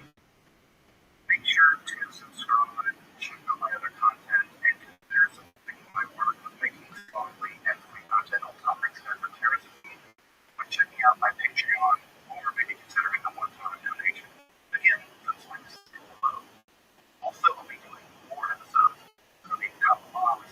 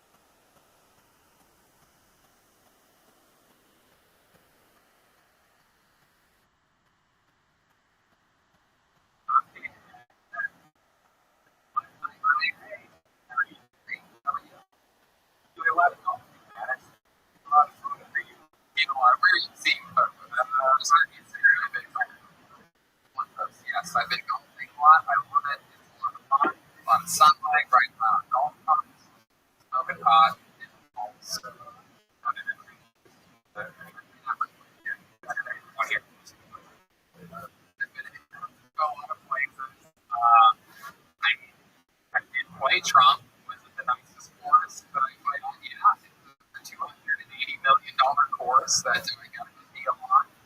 Luckily. But yeah, there's a lot of great places. Lots of old rustic. What's your best score? I don't know. My guess. 72? I don't know, something like that. Ryan Jacobs, every single episode of amazing drawings lately. He's unbelievable. Posters, every episode. On for sale. It's all out there. RyanJacobs.com. You can get them. Why not? Vito's Pizza. Delicious Vito's Pizza. I've been indulging a lot this week in a lot of Italian food from Vito's. I had the pizza yet again. Meatballs this week. The sausage and meatballs. It's golf food. Good for people that ride electric bicycles too. It's the electric bicycle and pizza. All Vito's locations everywhere. I like the one on Los Angeles, but they're also out in Santa Monica. They're in Chicago. They're everywhere. Vito's Pizza. Speedway, great Gino, always joining us. Always is on Big Better Boat Studios. Home to us for many months during quarantine. And we absolutely love it. Get a candle with you. Candleco.com. Yeah. Bruce Master classes up and bump at patreon.com/hinchclub for a bunch of extra Tony talking about making fun of people stuff. Jeremiah is supposedly going on the road again. He has a bunch of dates, and he just keeps announcing and canceling. He's filming it for 14 headliners. Don't want the dates, and then he's surprised when he gets canceled at the end. But he's supposedly going to Raleigh, North Carolina, August 13th to the 15th, and Minneapolis, Minnesota, August 26th to the 29th. What else is going on? Anything crazy? Well, you gotta get up and get down. I'm talking about erectile dysfunction. It isn't always easy to talk about erectile dysfunction. Usually we just brush it off or blame ourselves, saying like, I think I lost my mojo, or point it all together with excuses like I had a long day at work, or something, honey, I'm just not feeling it, or I did a bad. But with Roman, it is easy to talk about. With a real doctor who can prescribe real medication, it's simple, safe, and totally discreet. Yeah. Roman, you can get a free online evaluation on the care for ED, all the comfort and privacy of your own home. The doctor will work with you to find the best treatment plan. If it's appropriate, Roman will ship it to you. Free 2-day shipping. The whole process is straightforward and simple and discreet. Getting started is simple. Just go to roman.com/Tony and complete an online visit. Erectile dysfunction used to be tough to tackle, but now there's Roman. Complete an online visit today to connect with the doctor and take care of it. Go to roman.com/Tony today. If approved, you'll get $15 off your first order of ED treatment. Wow, $15 off! Get a motor! Let's get roman.com/Tony. Get roman.com/Tony. And boy, oh boy, are we excited to announce the return of one of our favorite sponsors. You guys know this, fans of the show. Rough time getting through lockdown and social distancing, and I want to tell you about some of the products from Infinite CBD. You remember Infinite CBD is the cleanest, purest CBD available. If you've never heard of CBD, it's derived from plants and packs all the benefits of marijuana without getting high. Infinite CBD has a ton of different products that we use, and they're just great. I rub it all over my body all the time. Here's some Infinite CBD products. You do the hard times, Tony. CBD EM Plus, typical and concentrated while you're working from home. This is CBD Plus caffeine for mental clarity. CBD gummies are my favorite. With new flavors like sour and spectrum gummies. Spectrum. That spectrum. You think you're losing it? These can help you relax. CBD lube. You know, it feels good. You've got time to treat yourself. Actually, that's really good. So easy to spend. Try CBD lube to make. Your fucking stuff. Yeah. If you haven't tried CBD, look it up. There's a lot of research and users reporting benefits like reduced anxiety, reduced inflammation, more. So go to infinitecbd.com to see what your products fit your needs. That's infinitecbd.com, and if you use promo code Tony, you will get 20% off of once more. That's infinitecbd.com, promo code Tony for 20%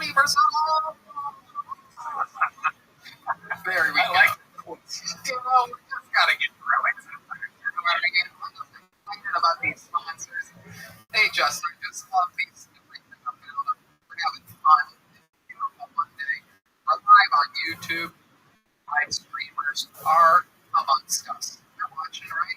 You think he's out there? Okay, let's start tonight's episode. Then we have a fun one. I do believe lined up. You know, we never know that. I sometimes play along. I think tonight's gonna be a fun show. But I don't know. I don't know what kind of movie band's in. I don't know who's gonna get pulled out of the bucket. I don't know if the regulars might be prepared or whatever. I don't never know. This is a completely different show.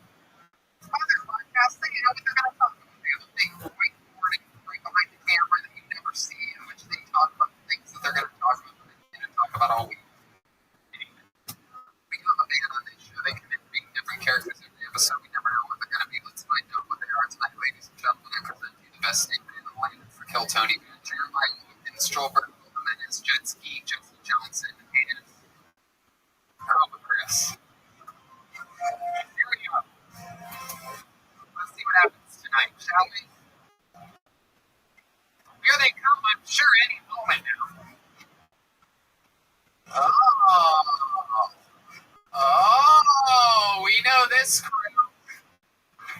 Oh, wow. Man. Okay, I thought it was newscasters, but now I'm a bit confused. Could be 80s comedians. Striking a miss. What, is it newscasters? Oh, it's newscasters. No, it's not. No, it's not. Anyways, what moments will they do it soon? You were a sportscaster. There you go, sportscaster. He's not the newscaster. You're all sports? Yes. Okay, well then you're not newscasters, you're sportscasters. Sportscasters, sports broadcasters, whatever you like to do. Yes. Hey, these are new characters. They did about 4 years ago, very freaking long. Welcome back. What's your name? My name is Teddy Massingill. Yes. Massingill. M-A-S-S-I-N-G-I-L. Massingill. All right, use this here next to you with the massive coat. Hey, I feel that muscle here. Wow. Scary balls. Scary balls. Scary. It used to be very fun. Okay. That's why the code is For you. Forrest Dunk. Forrest. Forrest Dunk. Okay. That's correct. All right, why do you have headphones on? Well, I have to listen up. Give the stats on the post. Okay. How about you? Hey, Tony. I'm Sam here. Sidelines.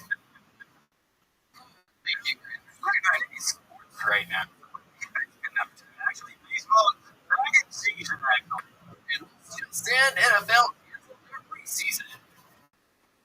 Did that really just come in? Oh, yeah, no, I did the preseason. Yep. Okay, we got a bunch of sports guys with us here. I know you guys asked for it, but then they come back and you got what you want. This has been 4 years in the making. Story of a comeback. The underdog. The Rocky story. You know, you look all the point. Maybe I'm wrong because I get them all mixed together. There's a lot of characters, but you look like the comedian that we have. That is actually my brother Zippy. Zippy.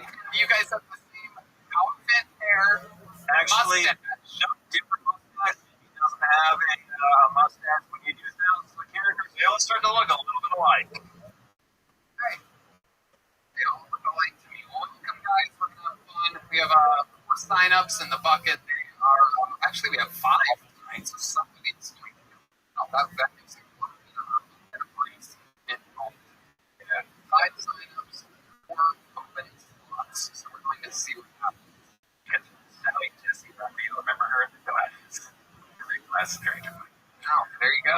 That Rap Red Man showing his name. See, Raphael reference here. From deep David Lucas is in the audience. Sing Raphael. So dumb. Let's get the show started. You know, we started the last few episodes on Michael Ware, but you know, like every single time that guy goes up, he proves So we're going to flip it around again, ladies and gentlemen. Kicking off tonight's show, a beloved figure to many, hated by so many more. It's incredible. Ladies and gentlemen, here's what we want. What's up? First and foremost, I want to give you up for salad dressing Raphael. He is a good friend of my uncle's. I rose the set after a couple ice houses, let's just call it that, a couple nights ago. You know the difference between queen cancer and the child? My dad's got it. Who needs Jesus? He's got the metal detector. Just be working at Disney World. Check out the cancel over there. Coming out with a movie, it's called Spicy Pineapple. How do we hold this?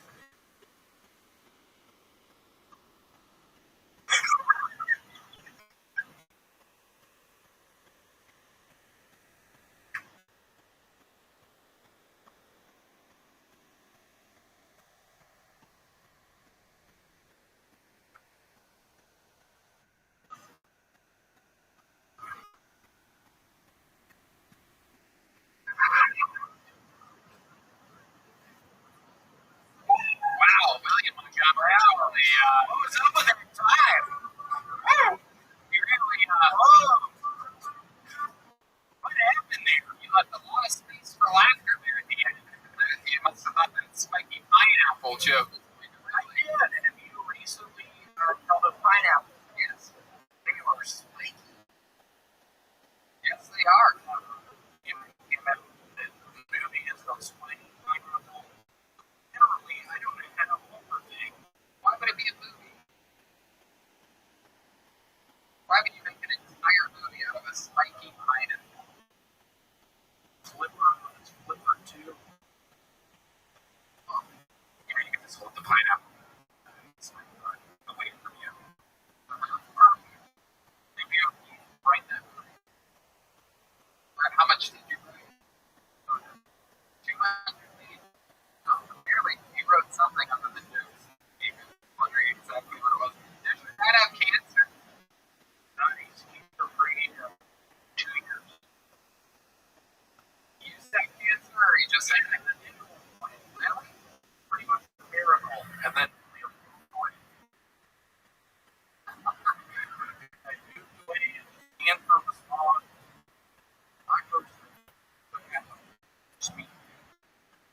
that's great news. How about now the Jesus metal detector? You know, can we talk about this for a second? If you don't need Jesus, if you have a metal detector, can you explain? Yeah, you don't need Jesus. You've got a metal detector. What do you mean by that? I mean, how many times has Jesus logic no longer? Jesus is a fisherman. He's a preacher. Jesus is a preacher. Is he? And was he a fisherman? What passage in the Bible says he's a fisherman? Do you know? Ted Bassett,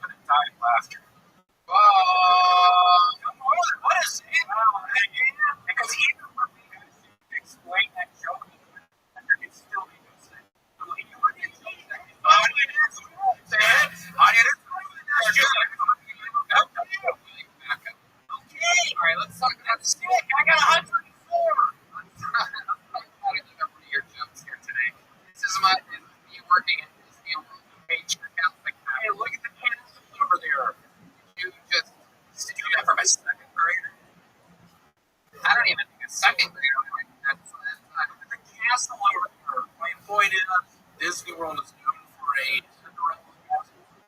And I swear to God, if I'm working there, I am. And I'm saying, hey, don't be that passenger. Please, the Cinderella's castle. I've been working for Disney now for 5 fucking years. You work in a storage facility. The job Actually, I had to resign. No, you didn't. I had to resign. Did you really? Anyone have a job? Do you have a job? Gino? You got a job for me? Okay, okay. Oh, I literally had tens and tens of people offer you jobs. The well, last now I finally need one in the middle of here they come to your job. but you didn't accept any of the high-paying jobs that would have changed your life and alleviated your alcoholic with the economy. That was several months ago. Yeah, I'm drinking a laundry alcohol spray bottles. And you're telling me about these jobs, and I greatly apologize. I should have listened to you. Well, I need a job right now. What kind of job are you I gotta be back in Memphis soon. You are, without a doubt. So what kind of job are you willing to do? Just so that the listeners out there know, a lot of the fans of the show, we have ZipRecruiter, there's a lot of people hiring. So my question is this, just so everybody knows, what's the worst job that you ever had? Yeah, worst job I've ever done. No. What's the worst job that you're willing to take right now? See, golf person. A golf person at a putt bowl. You're not getting That that is job. Not getting that job. The putts are closed. Even the putting courses are a job. right now. So I mean, what will I do? will you? That's what I'm asking. And are you hiring me? See, that's even there. You're right. I'm going to get a job at Trader Joe's. Right? That's right. What kind of job do you think you do? When you do it at Petco, you don't want to around the fence. Okay. Let me ask you this. Okay. I'm a customer. I walk into a Petco. You work at the Petco. Hello, can you help me? Yeah, what are you looking for? A channel cat? No, cats. What are you looking for? A channel cat? What the fuck's a channel cat? I'm a customer here. I was looking for. David, I can come and say, I was looking at the next.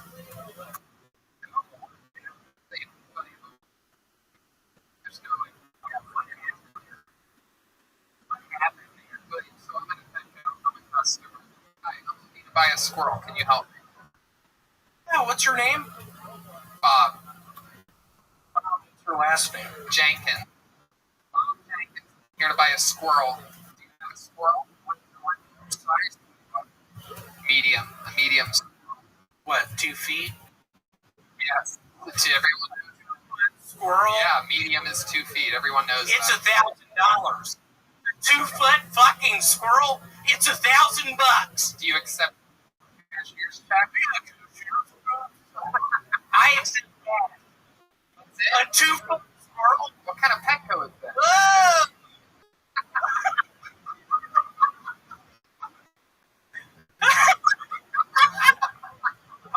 I'm ready. Okay. It's a 2-foot squirrel. What is that? I mean, it's retail sewer atmosphere, so You don't need the background. No, that's perfect.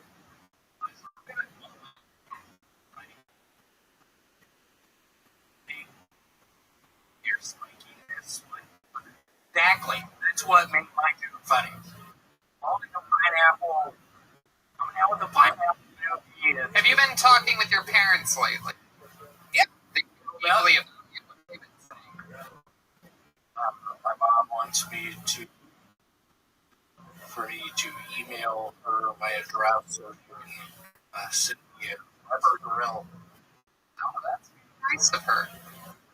That's very nice I of her. know. Do you know how to do like cooking or something? Stuff. You do? Do you? Or is Yeah, like cheeseburgers. how would you make a cheeseburger? Can you explain? Maybe for like 2 minutes on either side. I don't know about that. See, this is what's in. This could be a good idea for you. You can start your own cooking show. Literally tens of thousands of people have been doing it. I think yours could be it. I cut burgers like 10 minutes of the other side. How would you prep the cheeseburgers? Would you just buy them already patted A up? lot of onions, peppers. Is there any beef involved? How much onions and how much beef? 2 feet. 2 feet of beef. Yeah, we can spread Is this a drill? Lily, you can call it Willie Young. What? We had a cooking show called Willie Young. Why would you do that? Why you have Young? Willie Young, funnier? Younger, are you right?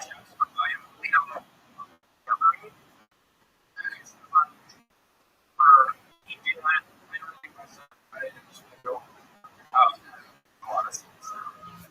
I didn't want to say it. I ended up saying it. That was going to be my last one. You're retiring? Saying tonight I will for myself. What do you think that is? We would never like to hang you from the rafters tonight. For retiring your rocks. Anything else you want to say before we let you go? I know that. Yeah? What now? Were you talking about? Oh. There you go. Oh, Randy and his first and only part signed out of the way tonight, so at least something good came out of it. Here's William Montgomery, everybody.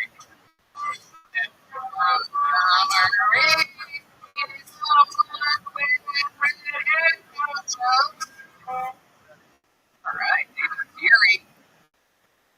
Rampant plan, helping us out. And everything nice and clean.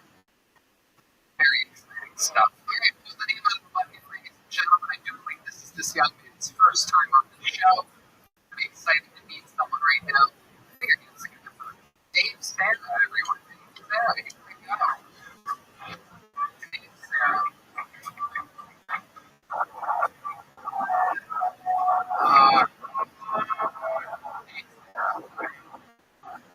I probably should even be here now.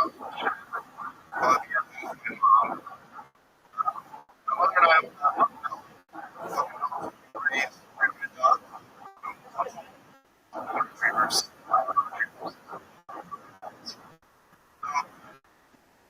These have been selling purebreds in the last couple of years in California. So,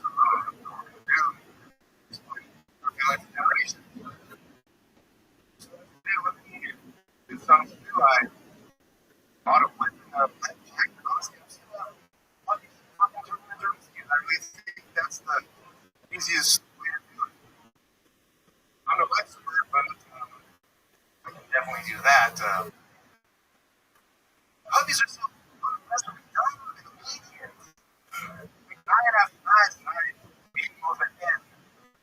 You don't feel the damn thing, you just want to get scared of you. Look. Thank you. Yeah.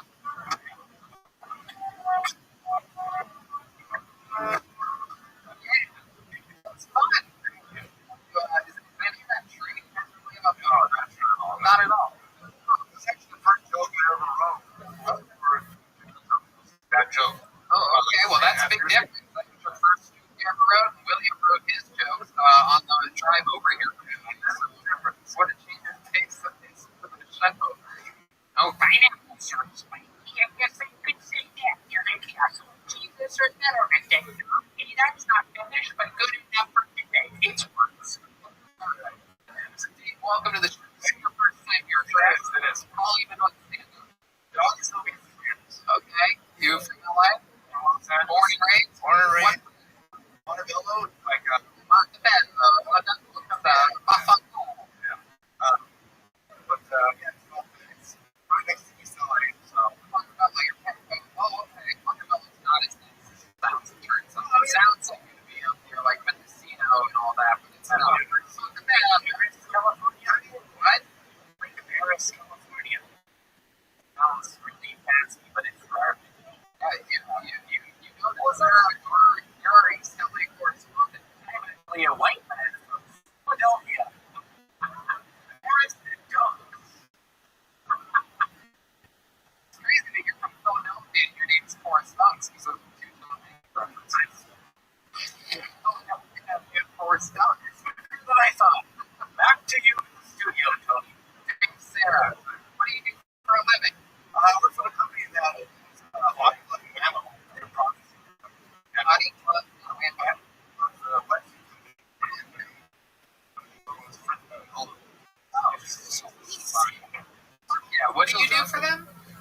processing. So like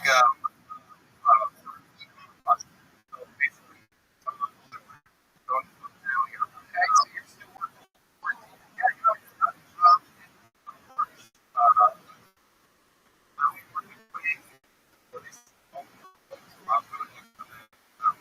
very clean cut guy. Like, you know, your life together, you're like, ordering my right.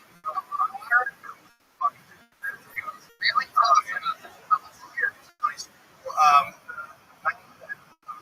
Right.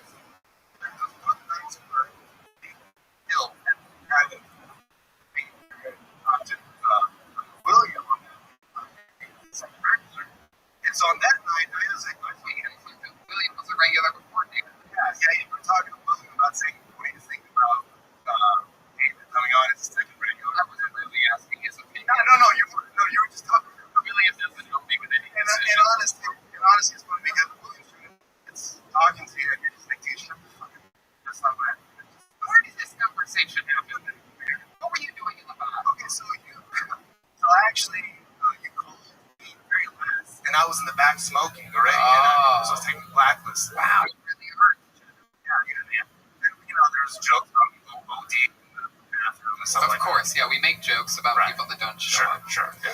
But so you were out back, you missed your spot, and then it turns out that you're out back again, eavesdropping on confidential Tony business. He looks kind of like a cop. No, You do have cop cop face. How long have you been impersonating Todd Glass? Oh, hey, Todd Glass. I like Todd Glass. Anyway, I went back there with William, and this was kind of before back there. This was about a year ago, so they were a little less strict as they are now. How do you know when they're strict and when they're not strict? I mean, I've been coming here for 4 years. Like, I You've been going to the back for 4 years? That's the back. People just let you back there because they think you like work and you feeling second. Yeah, so basically that was actually, well, I'm not going to say, anyway, but yeah, so I just would basically just walk back there. Just, you don't pay, like, I wouldn't pay attention to anybody. No, they stop a lot of people. But they do You're stop a lot of people. suspiciously clean cut looking. Right. That's what started this conversation. Yes. Yeah, suspicious, I suppose, yeah. So what else is degenerate like about you? I mean, I don't know, I don't want to, You smoke a lot of pot. What else? Smoke a lot of pot, smoke a lot of cigarettes, do some blow. Oh, look at this. How did only in 2020 are there fat cocaine addicts? Right. I know. I wore a sweater today, so kind of hide my we belly can a still little bit. tell. I know. You just snorting powdered sugar? Yeah, seriously. It's incredible. Do you mean Coca-Cola? What's your living situation? I live with my brother in Montebello. My brother has schizophrenia, paranoid schizophrenia. He's like 12 years older than me, so he gets medical.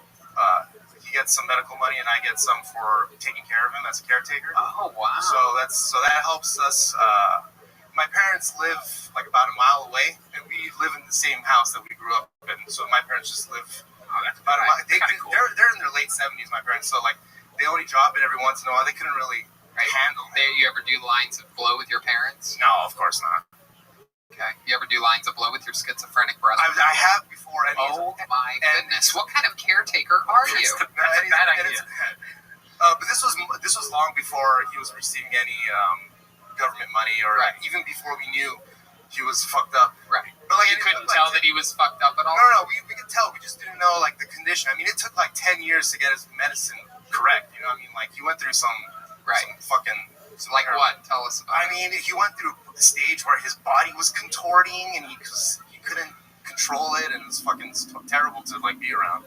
And he wouldn't want to go to the hospital. He'd freak out. Jesus, I mean, I'm friends with Michael Lair. That happens to him all the time. Right, That's not terrible to be around. No, I mean, but like, yeah, I'll show you some. The body contorting? I mean, it looked like he was having an exorcism almost. Well, that's pretty entertaining. Yeah, smoke some weed, do a couple lines of blow. The next thing you know, your brother's spider walking backwards at you down the hallway. It's like, what the fuck? You should have just bought him one of those Jabberwocky masks. Yeah. Yes, a Jabberwocky mask. Nobody knows. No one knows what Joel's talking about. The internet will... I know exactly what you're talking about, Forrest. Keep up the great work back there. Thank you. Back in with you. Forrest Dunks, ladies and gentlemen. Back to me in studio. So Dave, what else about you? What's your love life like? You seem I you haven't- fool a lot of women with this clean cut image on the outside and then just sloppiness on the inside. Yeah, no, I haven't. I was like in 2 long relationships in my 20s. One was like 5 years old. 2 feet long? Maybe a full foot. So,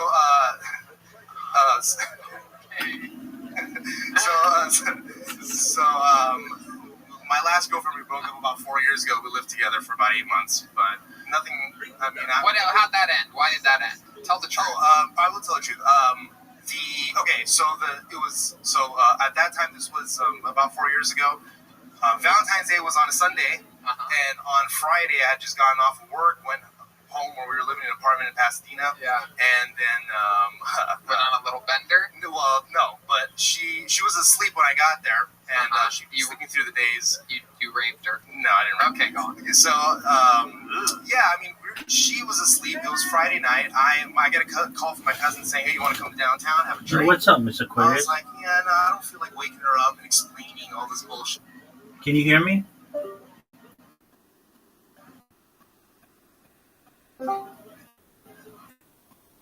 Yo, can you hear me? Mr. Aquarius? Can you hear me?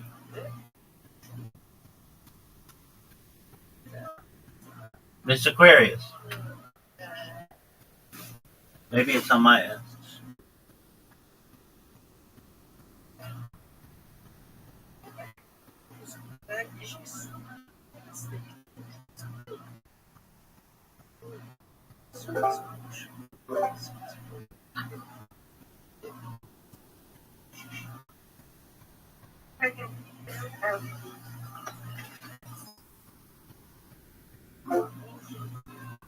Can you hear me? I hear you now. Okay, excellent. How are you? What are you doing? I'm good. What you doing? Are you busy? I'm just preparing for this podcast. Okay, well, we'll play tomorrow then. No, we can play now. I didn't know that's what you wanted to do. Certainly. I gotta go to the bathroom. You gotta go give me 1 minute to accept the reason and fight me, and then I'll accept when I'm done. Yes, ma'am. After that, I'm going to eat. And I'm going to go right together. Go to that. Who's that?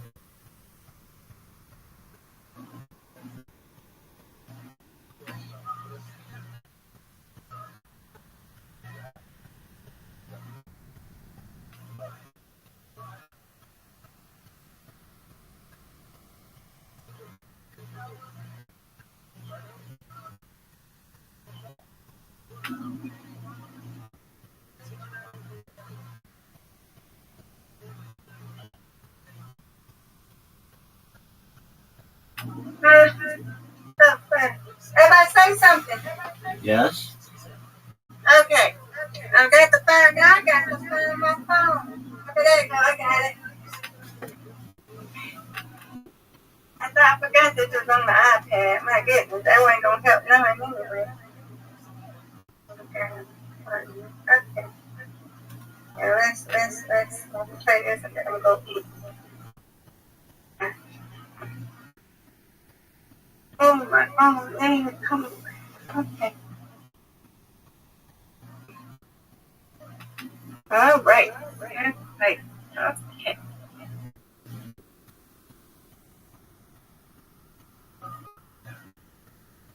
Okay.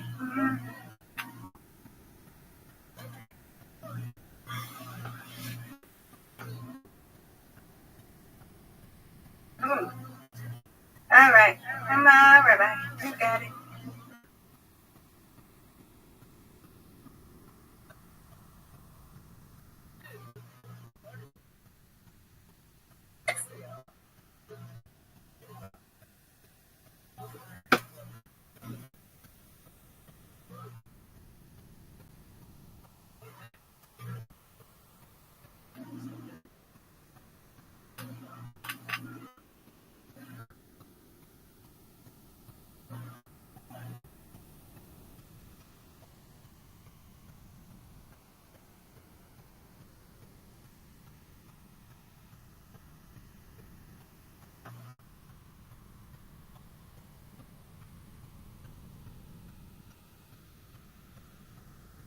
motion. Hey. Hey, you've gotten some tough breaks. Give it to me. There we go. I have. You got easy one. Okay. I know you've got some tough breaks.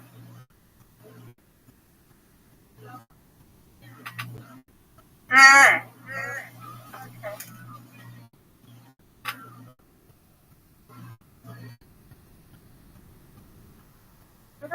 It's okay. Come on, Rabbi. Mr. Chris, you've had 3 splits in a row. I know it's okay. You got it. You're better than me. It's all right though. When you win, I win. At this point. We're equal, Mr. Aquarius. I know, but you're higher than me. You're at 47. You're okay. It's all right.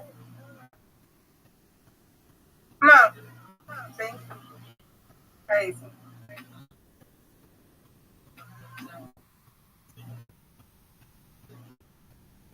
All right, not going down.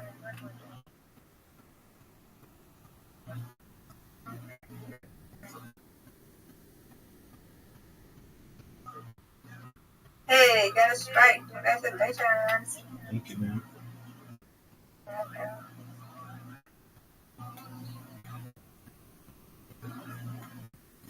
The United States lost in soccer yesterday.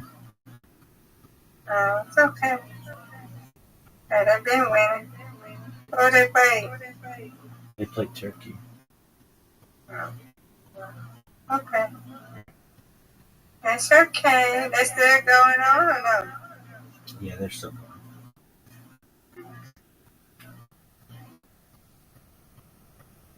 All right, bye-bye. Bingo. Yay! That's what I'm talking about. Another one. Let's get 100. Let's go for that 100. Give me it. Got it. Oh, no. Garbage. Oh, but I got 100. Hey, you did. Good job. 106. It's a big score. You win, I win. I win, you win. We Thank you. love. Reload. She told me, hold on. It's 10 March. I'm coming. Reveal she manifests a new boyfriend, Dwayne Williams. I think, oh, okay. Yeah. I already know she had a new boyfriend. Okay. All right.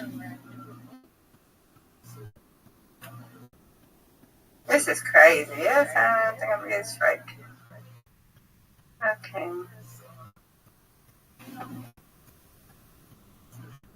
Ooh, that was good.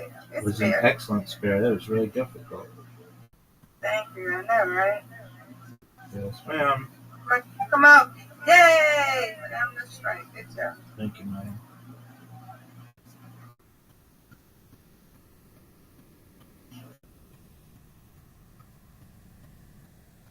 Every time. This is a very difficult split. Oh, 2 in a row.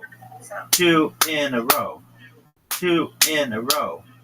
2 in a row. That's all right. That's all right. You got 2. okay. Yeah. Go ahead, Rabbi. No doubt. Give it to me. Another Oh, one. You got this stuff. no doubt.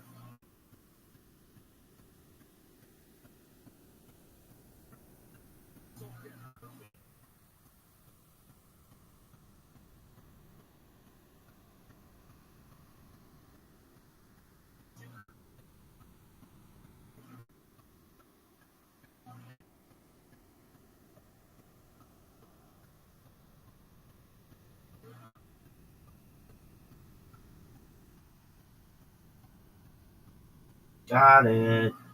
And another one. Good job. No doubt. All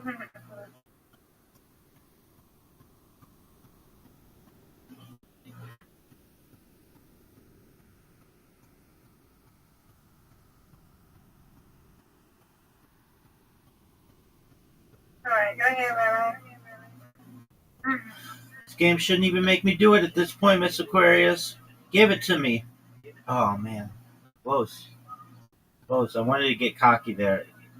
You got this one right now. Oh no! There we go. I need to be humbled. Sometimes you get too big for your britches.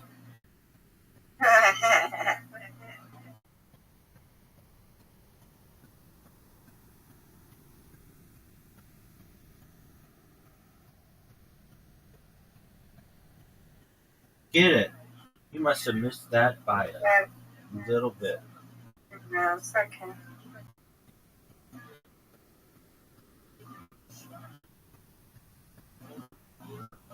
These three, no doubt.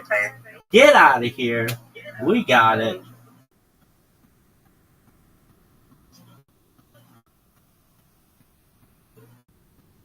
Give it to me. Another one. Good job. You win, I win. I win, you win. Undefeated in bowling, undefeated in friendship. Yay, good job. Good job to you, Miss Aquarius. Thank you. All right. All right. Are you ready? I'll be back on here later, okay? When I come back on. God willing, we'll see you. God willing.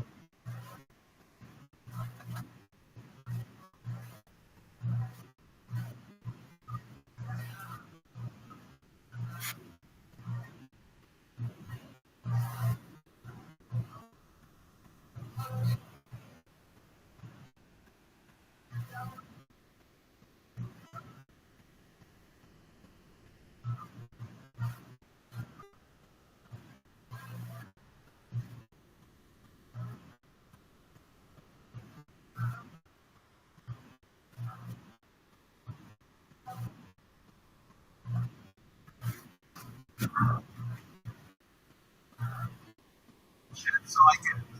Is that you?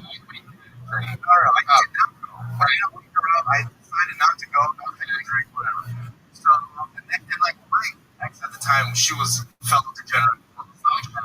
So she woke up the next day. You guys wake up Saturday morning. Saturday morning. You didn't even wake me up last night. Everybody invited me for a drink. Like, you got a drink. You didn't fucking wake me up. And then you broke up into that. Well, no, what happened was they said, oh, yeah, my cousin called me. He said, he turned down to have drinks. And I said, no, I'm not going to go. And she got mad because she thought, yeah, you knew what you were going to do. And I flipped out. Why did you flip out? I just flipped out because I knew she was insinuating that. You can't treat me mad when you do it without even thinking about it. Really, you can.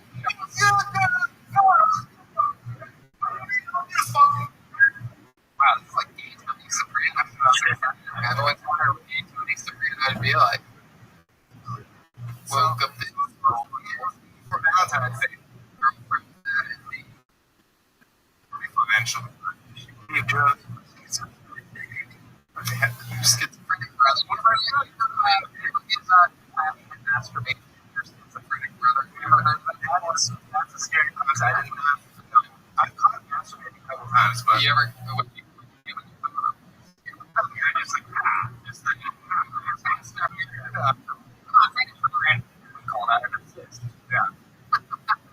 Oh, that's on you. Funny in the moment. You have good timing on that.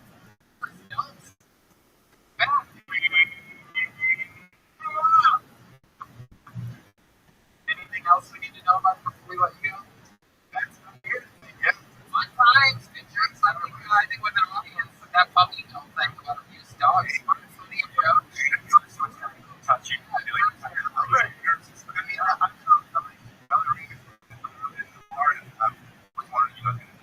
There you go. Sarah,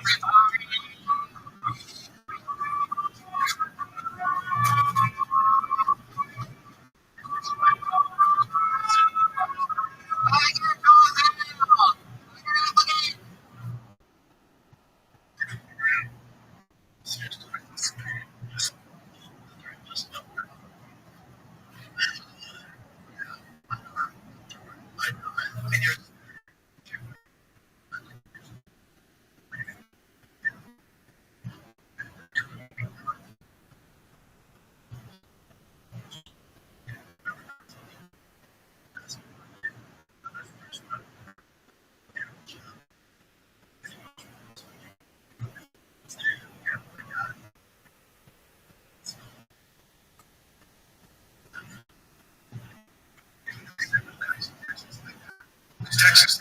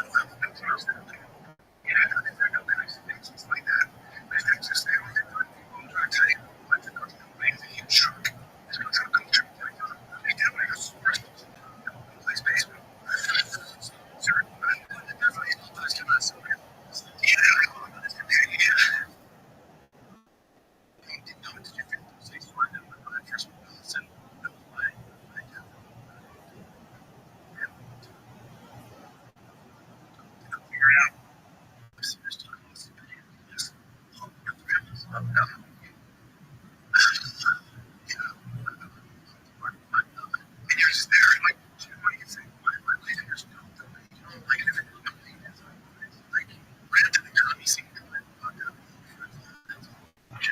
which is funny. That was one aspect of my life. As far as, my partner, so like, the was there. Like, which is a big deal for me. Like that. Texas, they drive, they won't drive down. Like, there's no man. There's no truck. No,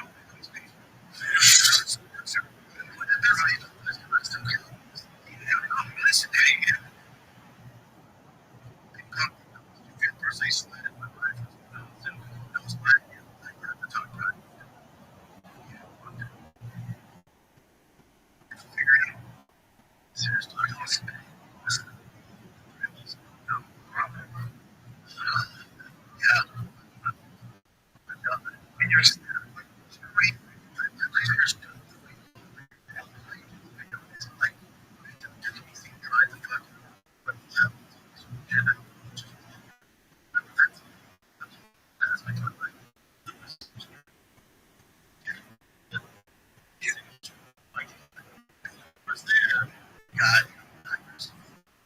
which is a big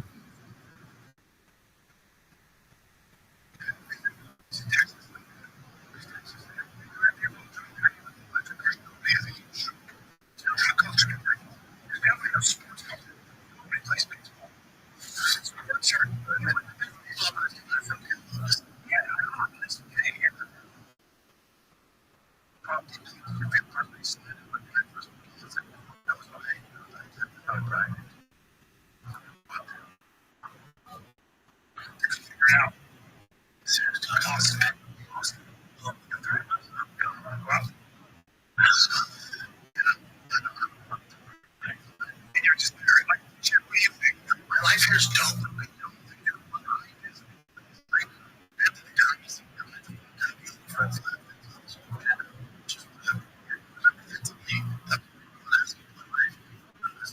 My partner, building was there. Like, Tigers. I don't know Bruno. Electric car, nobody has. There's no truck.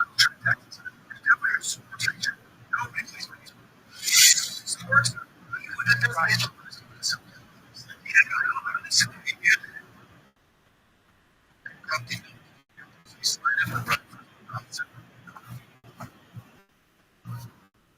Back to the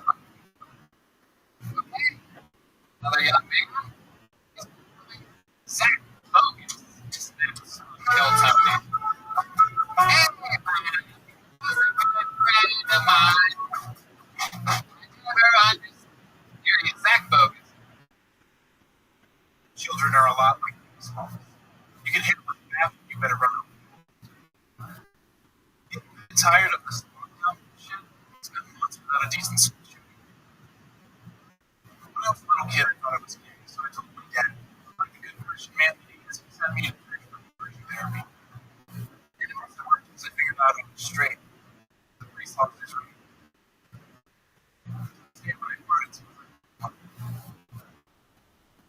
I lost my inmates. I see so much. Without them, I feel empty inside. I consider myself a pretty open, sexually guy. I mean, I fuck just about anybody, except for war guys. Here they all have PTSD.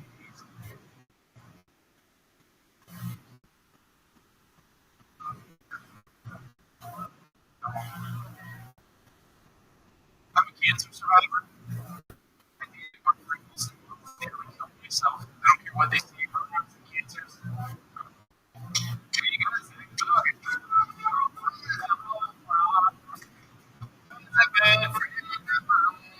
Hey,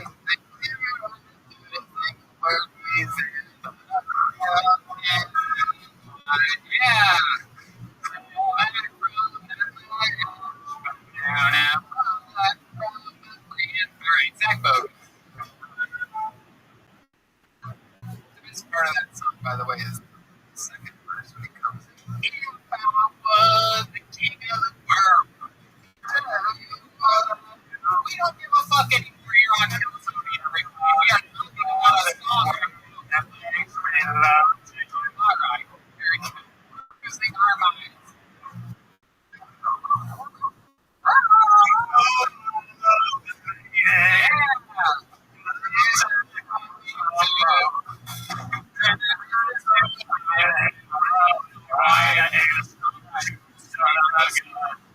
We just were. All right, Zach, welcome to the show. This is your first time on, or did you come before? No, this is my first time on, but I've signed up like over 20 times. There you go. Look at the street for coming through. A lot of people have been signed up many times, never have a chance to get on or get on. Welcome. On stand up. This is my second time. Second time you ever doing stand up and you signed up tons of times? I have, yeah. So how come you ain't doing any other mics or anything? Well, I used to do it a lot, but Before you were. I will go to a restaurant. That's not doing great restaurants. Which restaurant? Paradise Cove. Oh, I love Paradise Cove. Big fan of Paradise Cove. It's Paradise Cove, the one with the deck outside, with the seagulls that come up and like fishing line. It's one of my favorites. This is most definitely in town. Solidly. It's a whole glass of red wine over that building beforehand. There's a trailer park where I think there's something weird like that. But Woody Harrelson, another Buckeye from Minnesota. I've seen Nick in that. Really? What would you build in Paradise Cove? They have a group home or something like that? You go there once every 9 years. I'm the foreman of the show. Oh, and Jeremiah Dennis Watkins. You got a little bitch with you. This is what's all you want from me. Oh, thank you. It's a charitable donation for orphans that I know. Jeremiah Dennis Watkins. No little bitch. No, parentheses. The little bitch in the description. $20.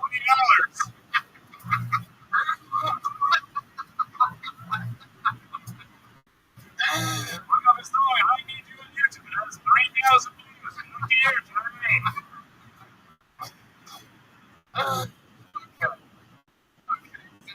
So, you've only done stand up twice. When was your first time doing stand up? Beginning of March. At my suicide. Okay. This March?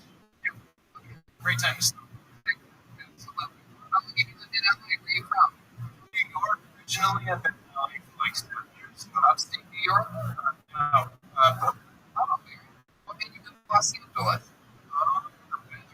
mainly just weed. Like, is a lot better out here. How old are you? Used to be 25. 25. That's good. How long have you been here? 7 years. That's great. You got when you were 18? Just about. Yeah, that's awesome, man. How'd you end up making that move at such a young age? I Save money or something? yeah, I mean, one flight for $300. So, how about sleeping? What did you do after you leave it? I moved in with my mom. Oh, you got a mom out here. Yep.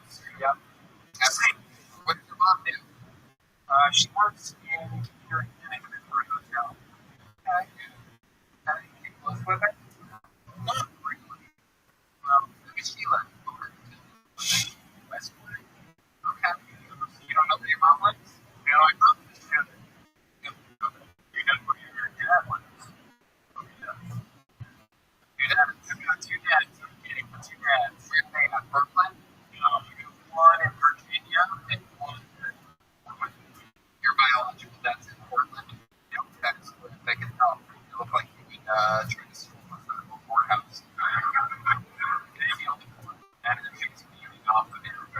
Maybe you're out protesting or rioting like your entire life or the Occupy movement. Yeah, I'm going to do that. My protests are eternal. Like what? What are some of your protests? I used to be evil kid. Yeah, if you can tell, I don't wear it on my sleeve. I get a little bit of rockabilly, like Rockabilly. Rockabilly? Sure. It's like rockabilly vibes from you. You play any instruments? Nope. Do you have any special skills or talents? Yeah, I'm a tattoo artist and freelance graphic designer. Okay. What's your favorite tattoo? On myself? Yep.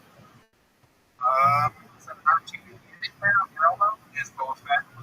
Oh, okay. See, what's Probably this chrysanthemum.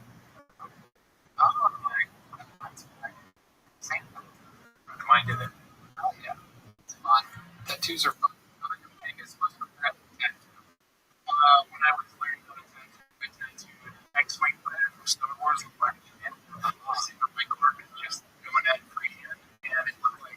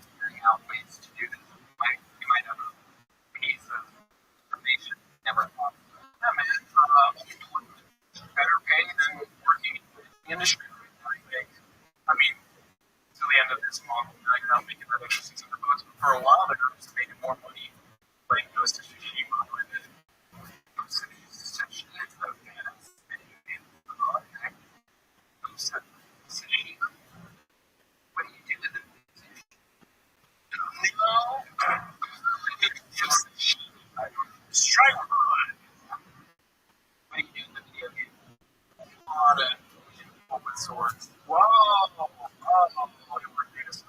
Whoa! That could not be after the coronavirus? Yep, makes sense. No better time to kill Asian people than when they're killing us! Am I right? Keep out! Go! Because of that busy. And the crowd goes wild! Zach! You been arrested? 4 times. For what? Not paying while using the subway.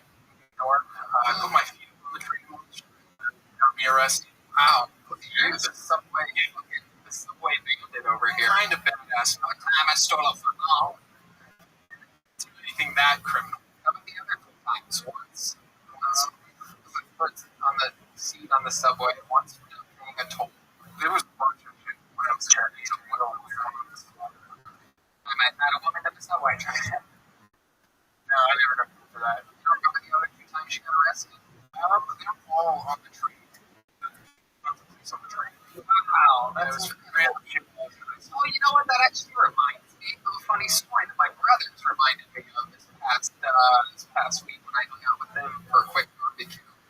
When I first moved to LA, I once took my bicycle down on the train. This is many years ago, like 15 years ago, and they tried to give me the ticket for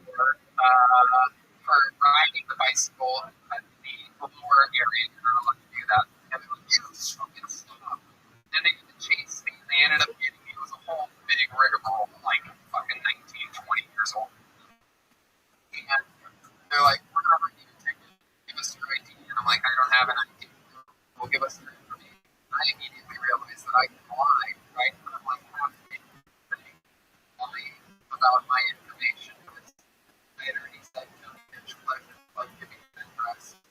And I was halfway through mine, so I got into, they're like, "What city do you live in?" I'm like, "Bang." They're like, "What's your zip code?" And I'm like, "Fuck, I only know the only zip code I know in LA is my actual zip code." So I told them 90210. I didn't even fucking blink at it. They were so excited to give me a ticket. It worked. I know, fucking train police. You can lie the whole time, dude. I told them to talk about me just where I went wrong. Yeah. Has anybody ever told you that you look like the Green River Killer? The Green? Ryan J. Who's that serial killer? BTK. I've never heard of him. No? No. Look up, we pulled it up real quick. Just so I can believe it's BTK killer. I'm 100% that he looks like Ryan J. Son. Yeah. Yeah. Look, not him. That one. The one over there. No. And it's Peter. Raider. Yeah. Dennis Raider. Ever thought about killing anyone? Yeah. Maybe that serial kid actually had a murder on the show before. Same energy as you. It's funny. He reminds me of her. He's very, very anti-like. Smart kid with the of I'm not gonna push anybody out, but you know, personally. Actually, he really leave hell of an honor. I think it was the sick sports cast. What an opportunity there. All right, Zach. Well, thanks for coming on the show. You finally made it in. Thank you. Stay focused, everybody.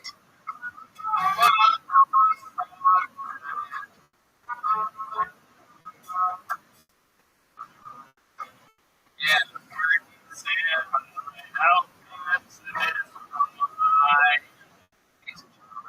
Part of the night right now. I absolutely adore this man. Did a great job showing me this week. The big crazy show at a drive-in comedy show. And a lot of fun times in Jeremiah Johnson. I love this man. Very funny roaster. It's gonna make fun of me. Ladies and gentlemen, David List with a brand new minute of stand-up comedy.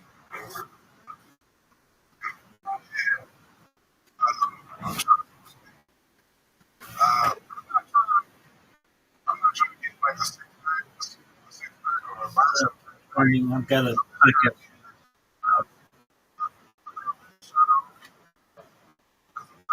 pictures and talk to me. It was just the latest invention. I have a fucking girl that's got the same book.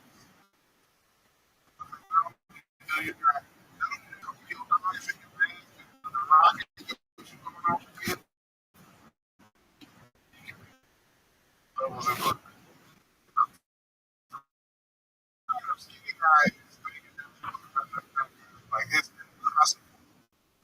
300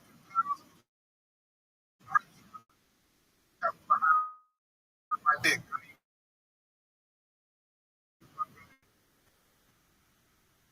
Pressure make.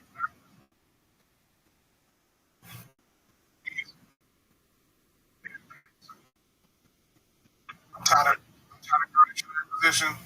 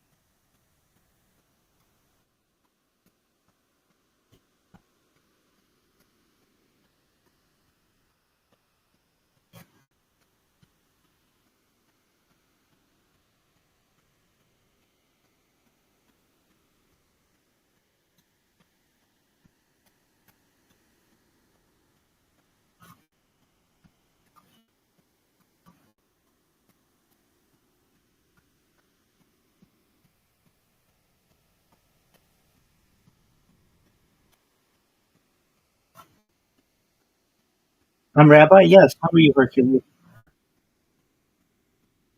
Well, thank you. Hi, Sue.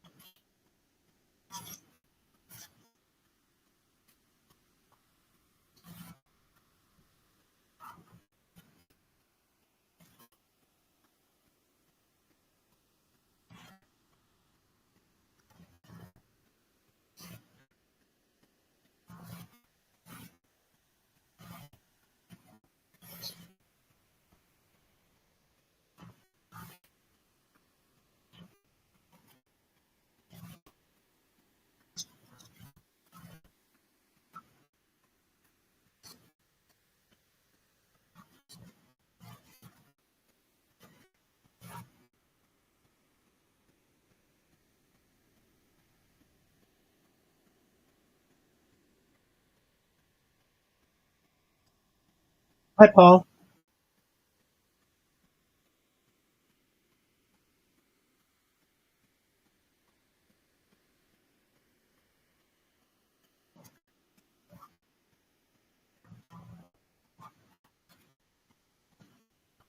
Absolutely. As what ready as I'm going to be.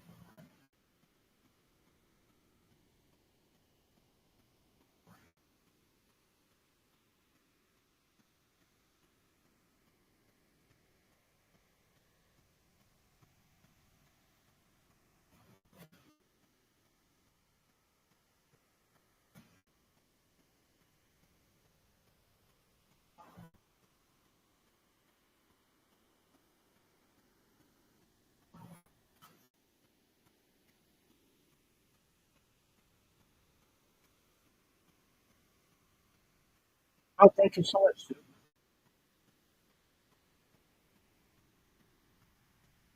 Okay, thank you for telling me that. I sincerely appreciate that. Yeah. So, all right. How about now? Thank you.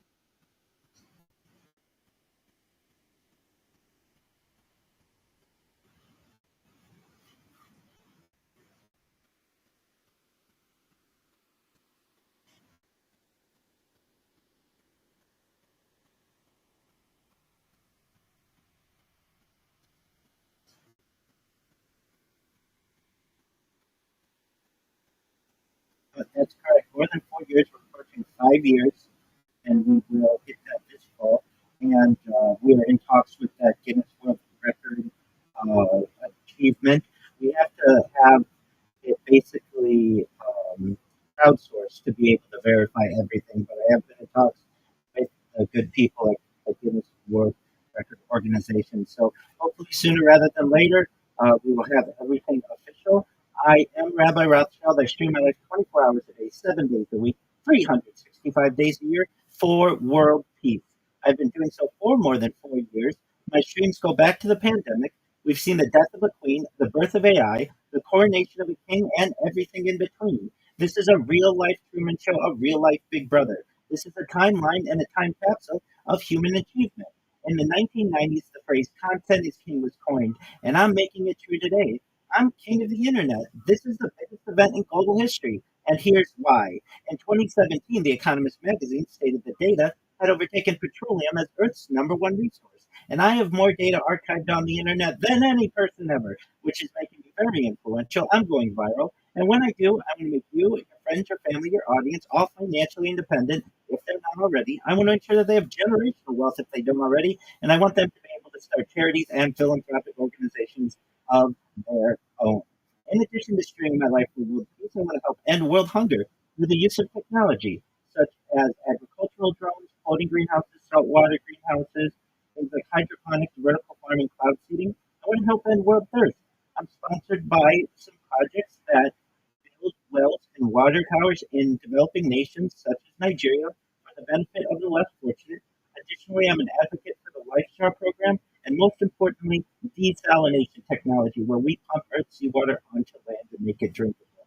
And I have many of the same interests that you all do. I enjoy talking about futurology, things like anti-gravity, antimatter, faster than light travel, faster than light communication, artificial narrow intelligence, artificial general intelligence, artificial superintelligence, certainly things like space tourism, terraforming of other planets, interstellar travel, even things like Santa Claus machines, basically replicators, 3D printers of anything that you may be able to imagine. And I appreciate the opportunity to be here with all of you.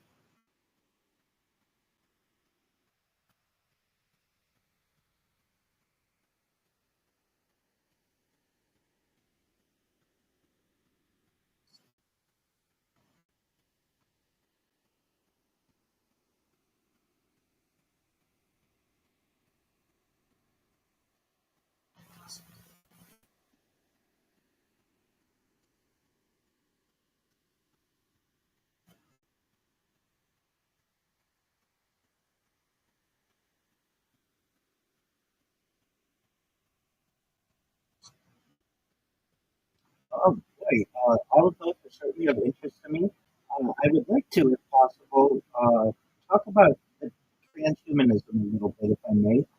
The idea that we are evolving as a species from your traditional Homo sapien into something different. And the idea would be perhaps that we may be able to use life extension technology to extend the average life of an individual from age 80 to age 100, 120 through the use of technology like oxygen therapy, human growth hormones, stem cells, cryonics, cryogenic peptides, nootropics, different types of therapies, and really moving into a world where perhaps in the future we may have the opportunity at mind uploading technology where, with someone's consent, we'd be able to scan the brain into a computer like a CAT scan or an MRI, knowing where every atom is in their central nervous system and their peripheral nervous system, for later download as an android, an avatar, a cyborg, a cybernetic being, a clone of themselves, a robot, an ethereal being, whatever they want to be. But essentially, what I'm saying to you all is that we may be moving into a world of digital immortality, and I'd love to know everyone's thoughts on that.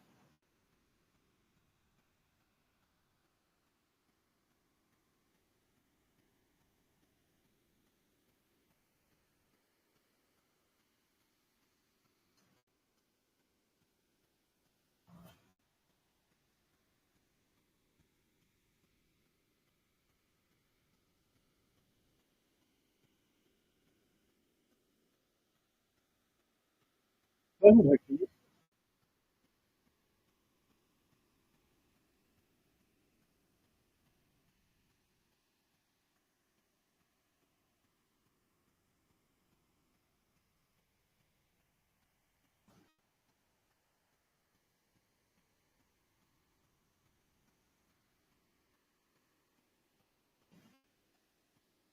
absolutely a valid thought. Many people hold that view, and I think it's pretty common.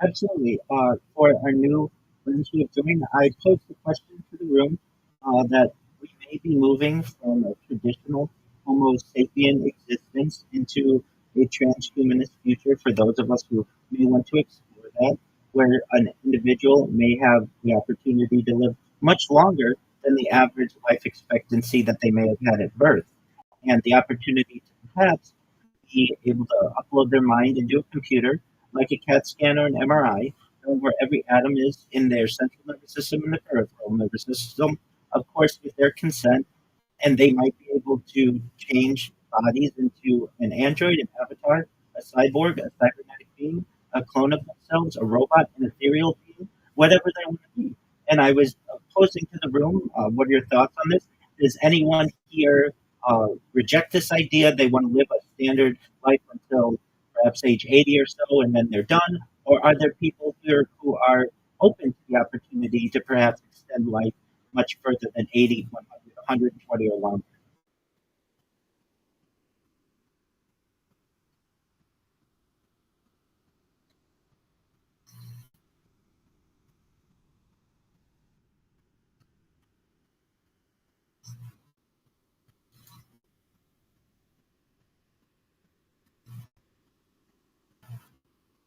Absolutely. That's also a common view that probably most people have at this time, especially because the technology is unproven.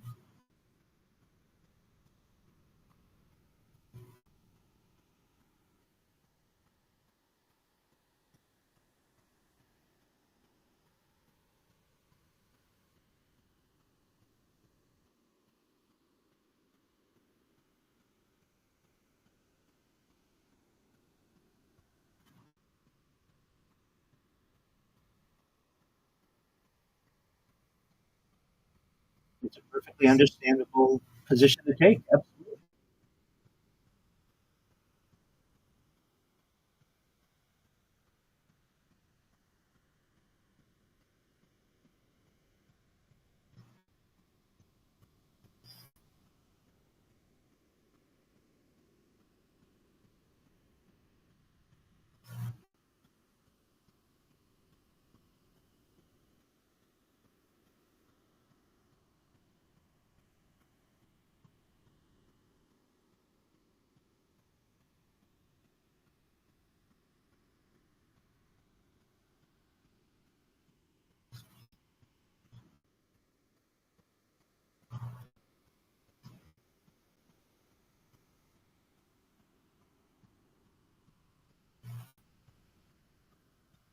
I,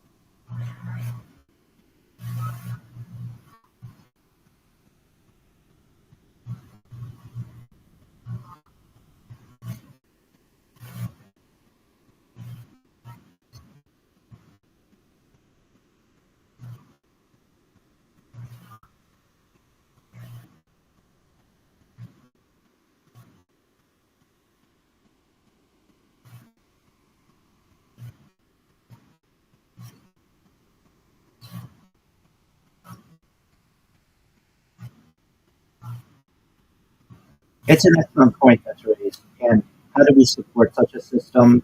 Is it only for the haves? I appreciate Ace bringing up that piece of media. It sounds quite interesting. And I think that she raises an excellent point, multiple excellent points in regards to how this is going to be rolled out. Will it be, with, my big thing with it, because I do think we're headed towards the future, is consent. If you don't want this, if you want to be one of the uglies, so to speak, I, that's such a harsh term. But if you want to be more of a naturalist or organic, so to speak, I think you deserve that right. And I think that this transhumanist movement is coming in different phases. There are some people who say that we're already there because through vitamins and different types of supplements, artificially, we're able to improve our lives. Other people may say that it begins when we start to have different devices inside of us, like pacemakers or perhaps artificial limbs. Other people may say it starts when we start to use reverse aging technology to perhaps prolong our lives. And then we're moving into the world of perhaps consciousness uploading, and then truthfully, who knows what occurs after that. So I do think it happens in different phases. I'm definitely an advocate that it should be with someone's consent, and none of this should be forced on anyone. And I would like to think that we'd be able to live in a world where people may be able to get along between the pretties and the uglies, if we want to use that terminology, or between those of a transhumanist mindset and those perhaps of an organic mindset. I may be naive in thinking that we may be able to do that, but some people may say that we're already at that level to some extent with people who can afford better nutrition and better medical care. One other thing I'd like to say about what Steve said, another great point is that these types of discussions are opening up new aspects of certainly economies. How do we support this type of system? Do we need some type of universal basic income? What happens with different contracts in terms of a lifetime agreement or getting married for life, so death do us part? That kind of idea. Well, is there a death? If there is no death, or it can be extended or delayed, so to speak, for a long period of time, how does that change civilization? And I think we're probably at the early steps of these types of discussions, but it is something that the next generation and following generations are going to have to definitely consider because, as I all think we agree, we are moving towards this type of a future.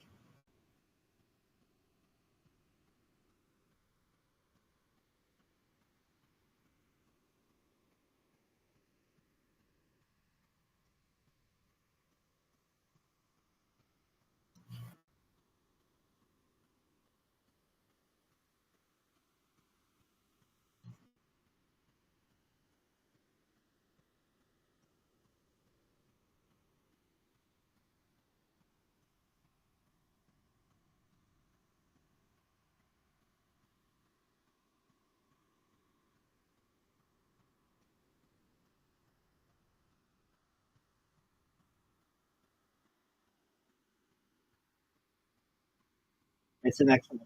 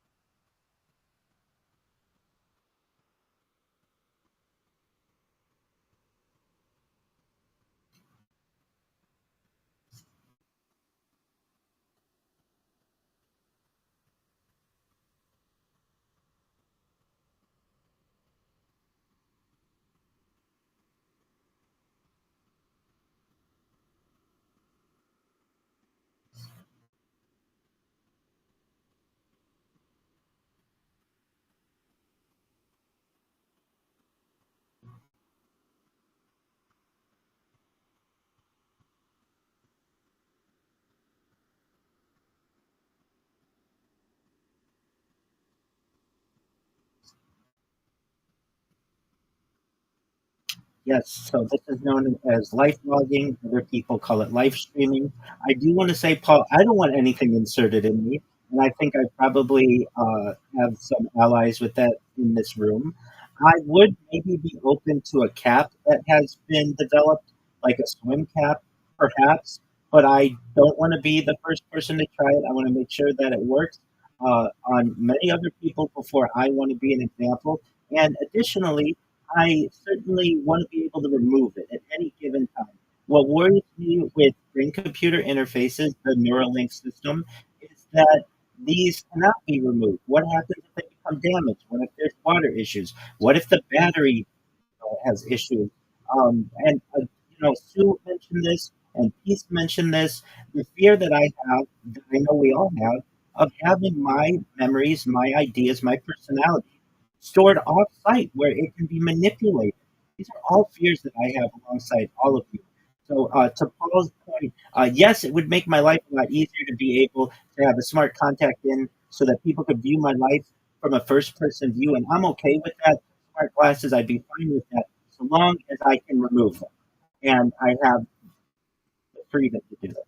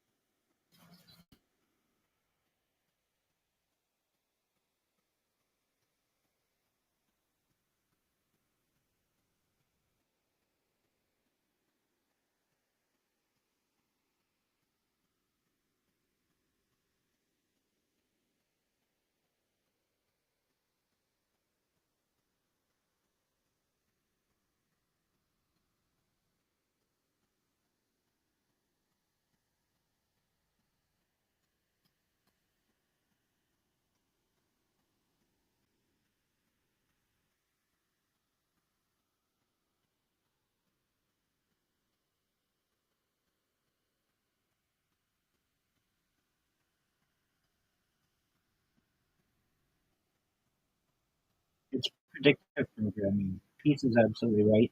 And I must say that, especially after the Edward Snowden whistleblowing around 2013, for those who may not be aware or in the audience, essentially Edward Snowden was a contractor for um, uh, a government contractor and understood that the United States was not directly spying on its own citizens, but was using a program called PRISM and the Five Eyes that was basically United Kingdom, Canada, Australia, and New Zealand to spy on each one of their citizenries and then share that information together. And as this became apparent, I knew about it beforehand. Those in the know knew about it beforehand, but this was the first time this was really made public.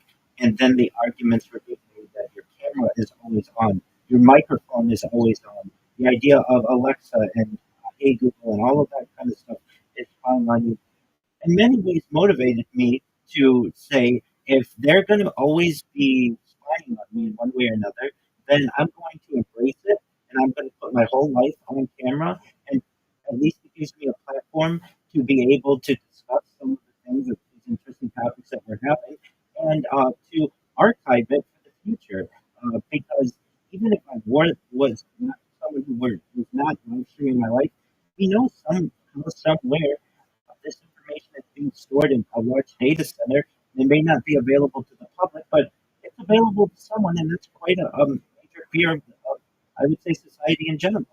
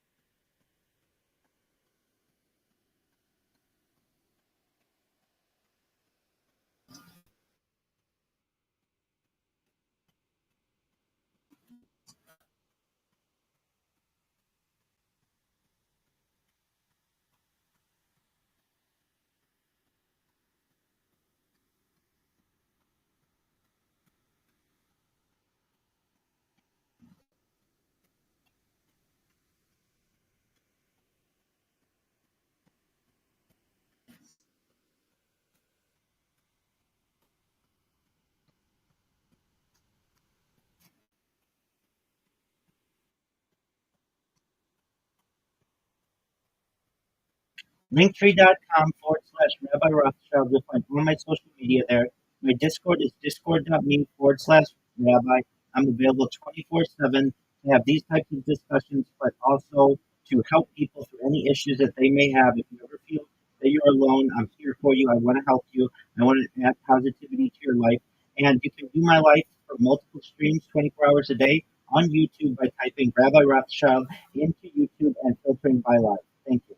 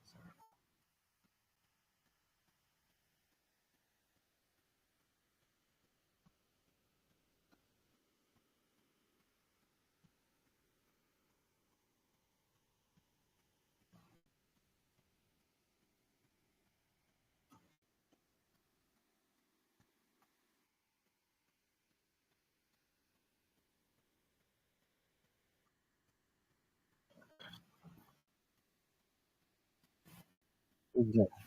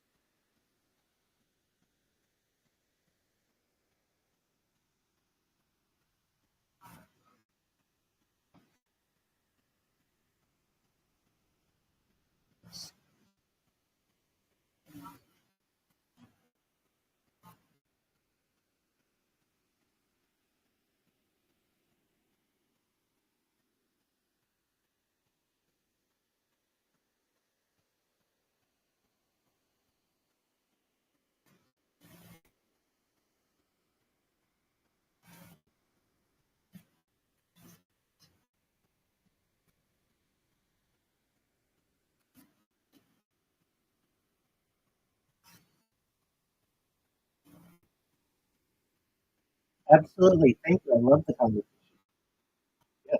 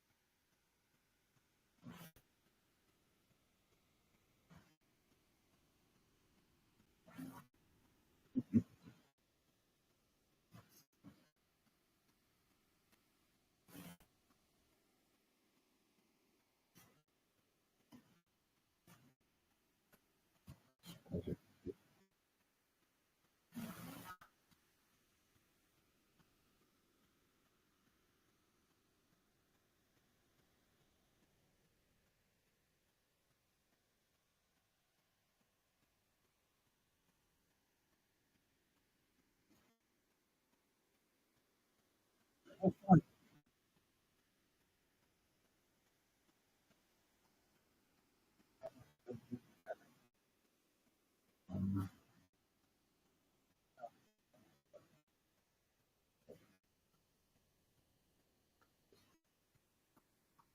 what do you think of, let's just say, Pete, if you ever see this, a lot of people are there. A lot of respect for you. And that way of living. But I think people will say, I want to find my peace 50 years, 10 years. Um, and then people will be like, hey, I want to live. And he might say to you, Rabbi, you want to live that way. You're like, if I can be comfortable, yeah, I'm cool. Comfort's the big thing for me. And I think she can understand that. Nobody wants to be uncomfortable per se.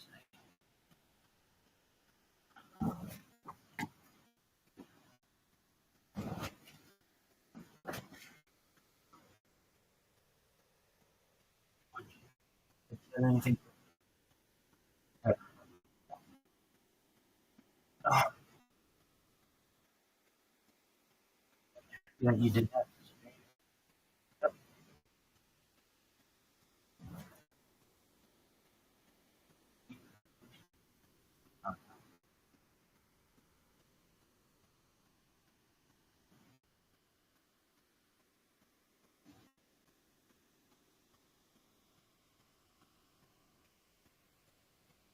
Did you like about the conversation?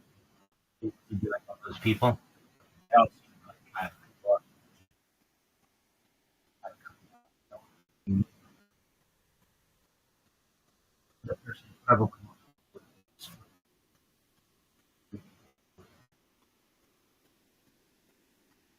maybe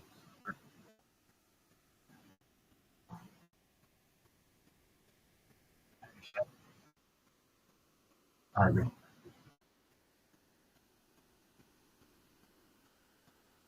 have uh,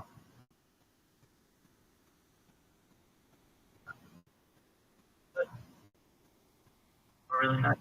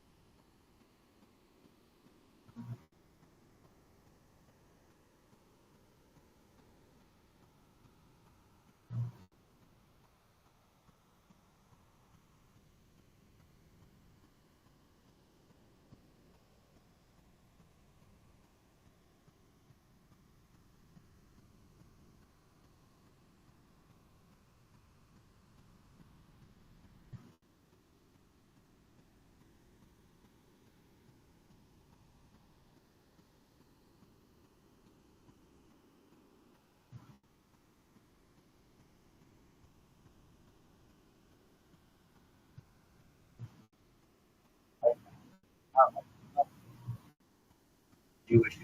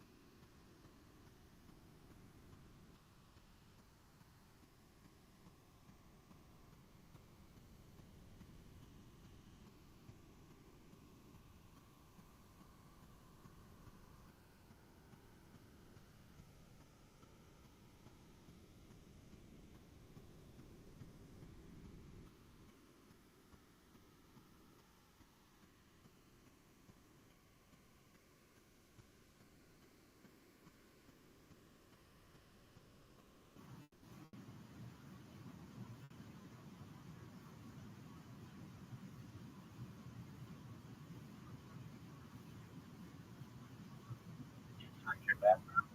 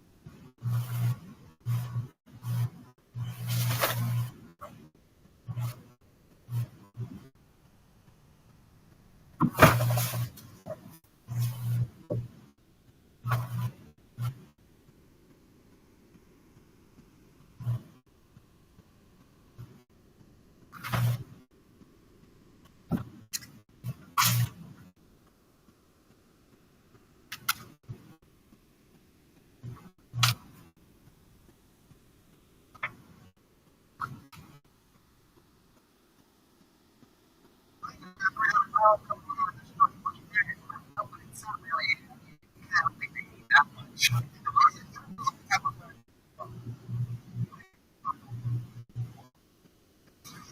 man, what are you? Like, I have thousands of people on this show. I've never asked, what is your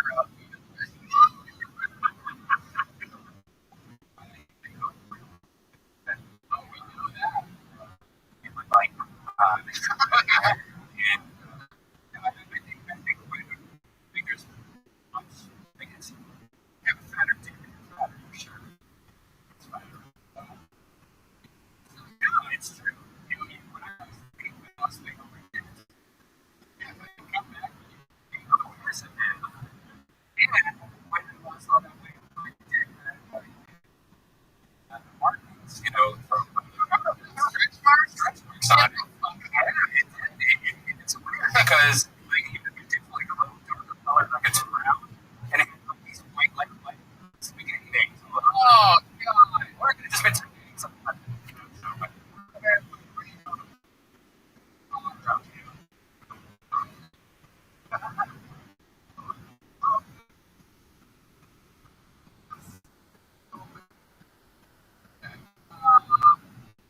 I mean, you guys can perhaps also they have like I don't know, perhaps also in the like getting the play, like posting it in. You know what I mean?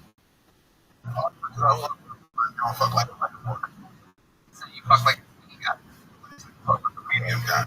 breath. Like you got stamina. You have stamina? You have good cardio in the bedroom? Are you a pro? How about you, Brandon? You have the cardio up front that rides a I tell you, bicycle? Or, if I'm drunk, I go right now.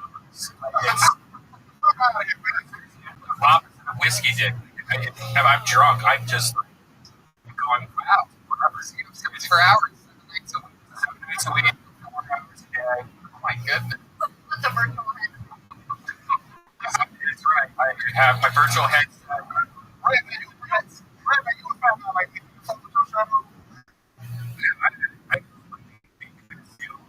And so I like the flapping, the flopping, the flapping. You got to swim in your t-shirts. It's if I shave my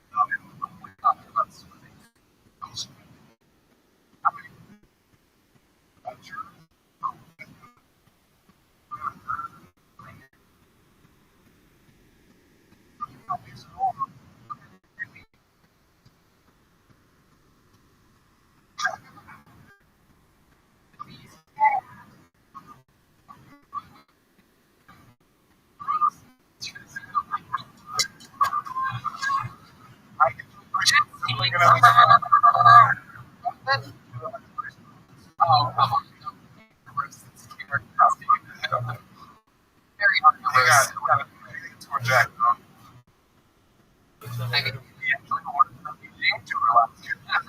That is right.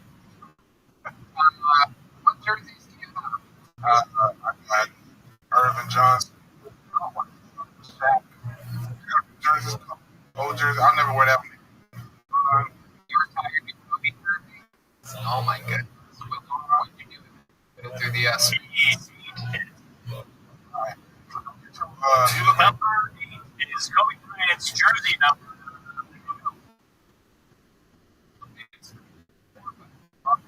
It was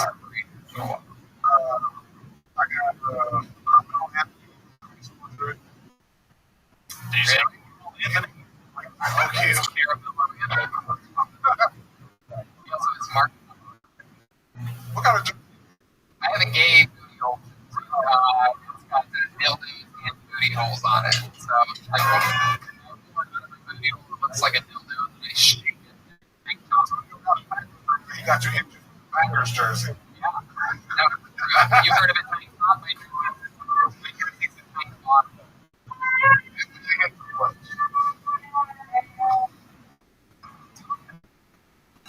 It's Jeremiah. This is the fucking apocalypse of. We had fun this weekend, though. We had a great time. We got a We had a fancy meal. Yeah, we From Jeremiah and David Lucas to a restaurant called Soul. That's in Alton inside. We went there. We had a great meal. We got the salmon. We had the onion. Jeremiah had a pork shoulder with a Brussels sprout slaw. I was used to the things he could because he was holding me. Oh, yeah, you did. You eat all the meat. You eat the That's straight up booty hole.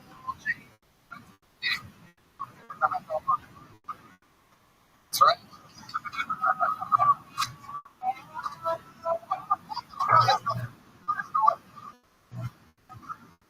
What's your favorite kind of candy?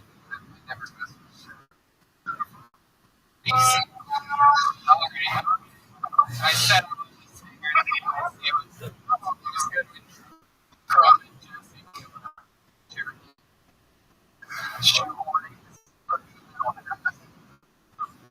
Macy's in the freezer. What else? Is there any wrong way?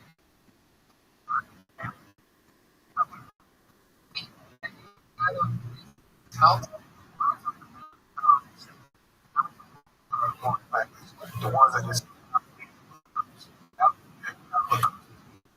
You keep those on your island?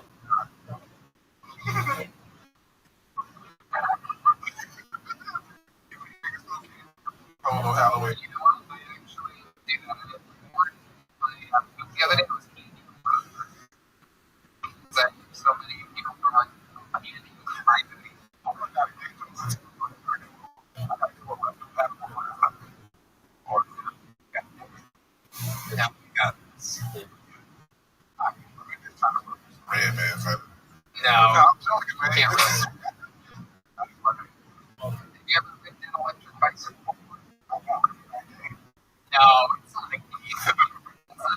else I You do all things. Yeah, everything I do.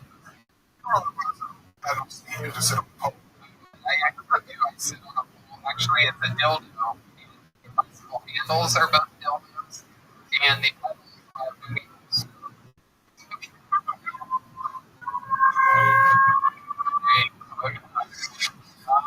I had the stinger thing. It took exactly 8 minutes after I said I put the stingers with it through and everything. And outside she was like, Tony, I liked it. I told someone earlier it's 100 times better than not doing a show, and it's 25% as much fun as doing a show in front of a normal audience.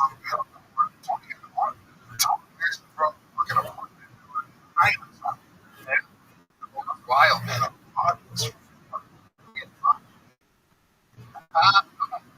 Ladies and gentlemen, David Lucas. There we go. On to the next one. We got another great stuff by David Lucas. Here we go.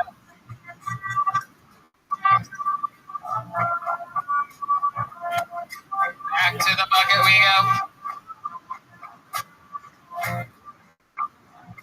All right. Third person on the bucket. So, make some noise for Shaggy, everyone. It's Shaggy.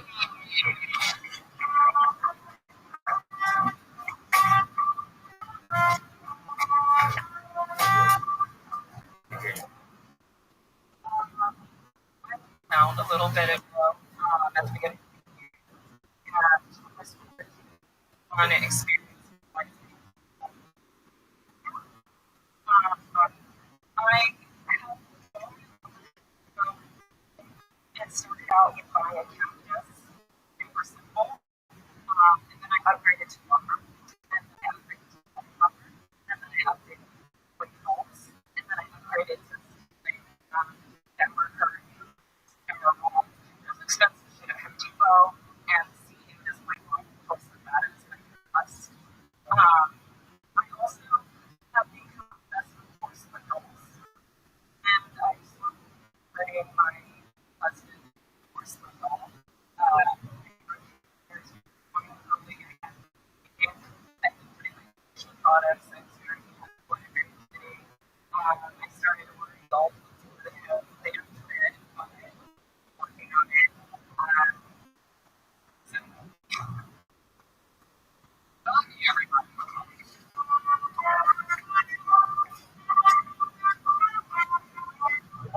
You've been on the show before.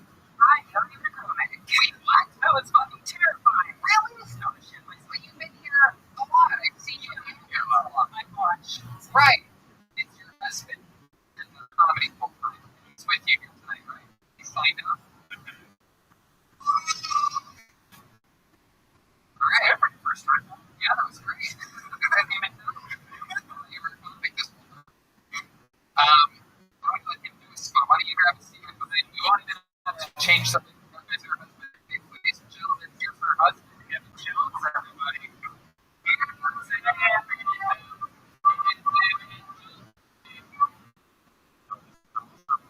think it's a film I dream of doing stand-up in a David Lynch movie. I feel like there's going to be a bit where everyone's faces are made of meat and it's slowly made up. So good. Before quarantine, we went to Disneyland. Fucking magical. On the Pirates of the Caribbean ride. The animatronic Jack Sparrow has more life left in his eyes than the real remake.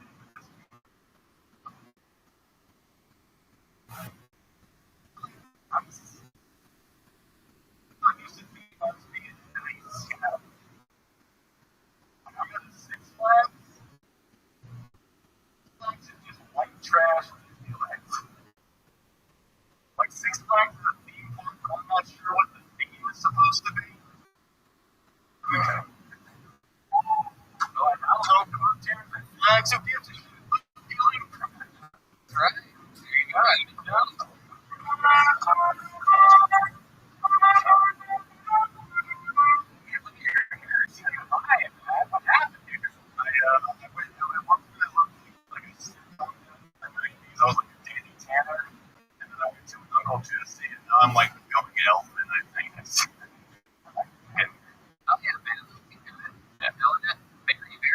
good set.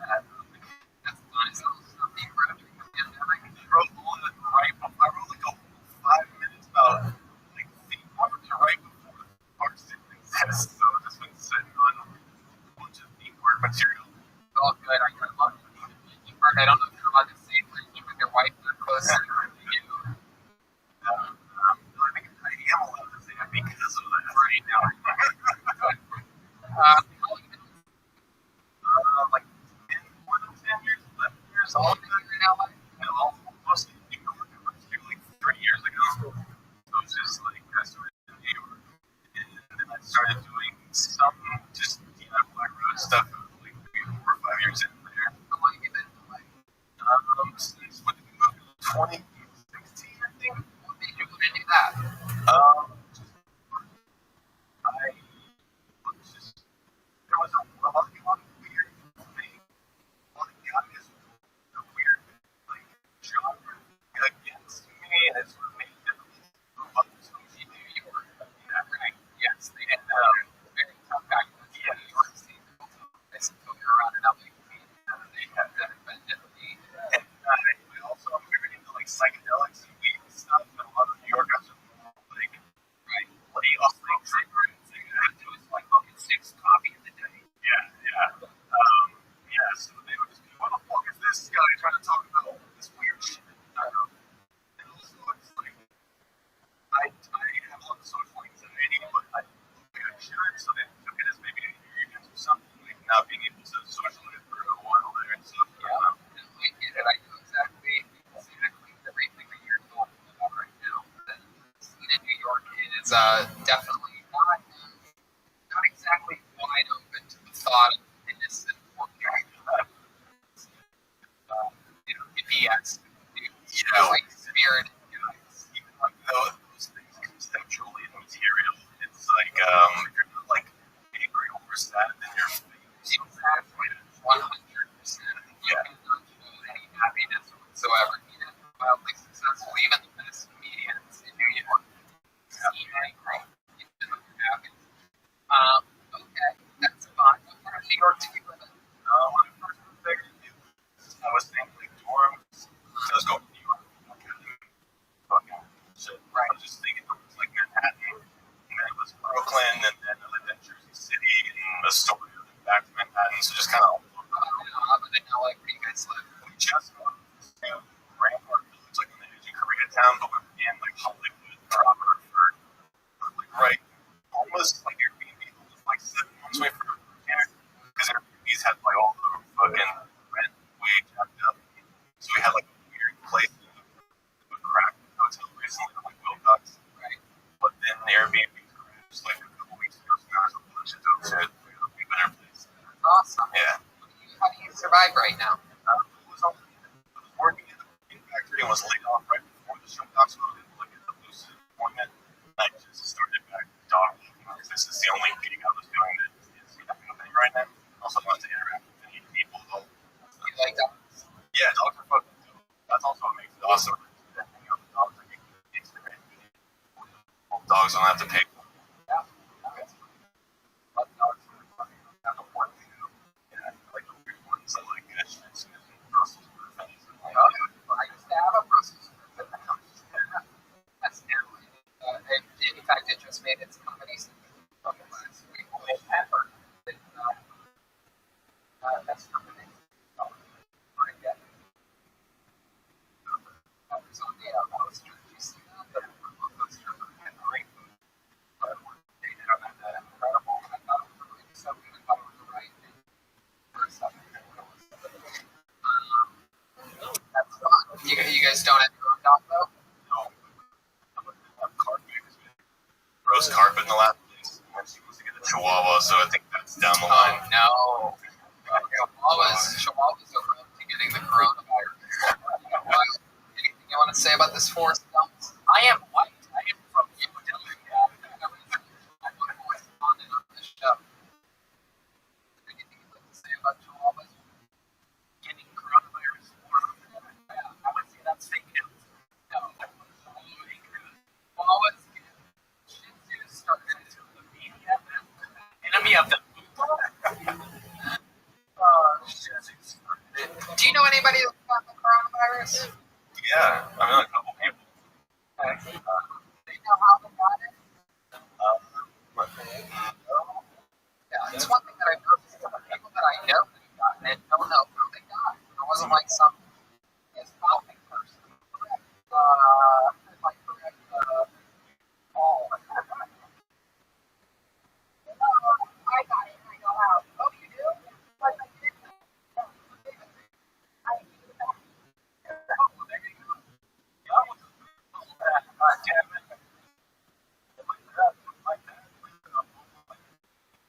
Downtown, you haven't got this. I don't know how you get it really. That's like this road essential, and it's not. Shit. Probably not on Chihuahuas in that. I Chihuahua. Chihuahua. Oh, man. So, your wife, you got your racial couple. Any wild times with that? You guys ever, like, drive through Arizona? People like, what the fuck? It's been the opposite. Moved here, people were overly supportive. Right. So they'd be like, we love what you're doing. Like, yell at us from our like, you go, girl. You know, Oh, my God. and, it was super. Because New York is a fucking gorgeous dates away. Everyone is just everything. Right? I looked at my dating post the other day. I'm in the fucking guy. What you looking at? Yeah. Here it's like, do you notice racial things? I think because they're trying to like cast you in something. Like notice racial things and stuff. I feel like there's not as much like crossover or social interaction. So I guess it's maybe also the city set up in a way that's like segregated strange. You and Sean think about making a baby at any point? You guys, Yeah. I feel like you guys are going to make a beautiful child. Yeah, it's gonna be ridiculous. Yeah, with It's oh my God. I don't know. Yeah, I haven't built. There's no baby. Fucking like, damn that baby. As a woman, man, let me ask you this: as a woman, being with a black woman, were you ever your first black woman that you Full time, yes, but not that I went through. right? When you're with a black woman, are you ever concerned that perhaps you don't have all of the needs that they're used to? You have a special package down there. It's not that I don't like think it's like excessive, but it's just like I don't know. I did the first naked from New York, and Yeah. everybody was like crazy about how big my dick was, whatever. Right. It's not the dick that would like stand out in a porn gangbang, but I think it's just like aesthetically perfect. So your kid's gonna have big tits and a big dick. Yeah, at least a very nice dick and gigantic titties. It's incredible. We have a big dick correspondent on this show. Let me just see where he is for a second here. Let's check in with our big dick correspondent. Hey, why don't you come back up to the stage, fucko? Here he comes, ladies and gentlemen. It is a big correspondent. Every week. He left the stage where the show is for a moment. Sorry, it was so big I needed to let it breathe. You're known for having events. It's true. Yours also made its debut in New York.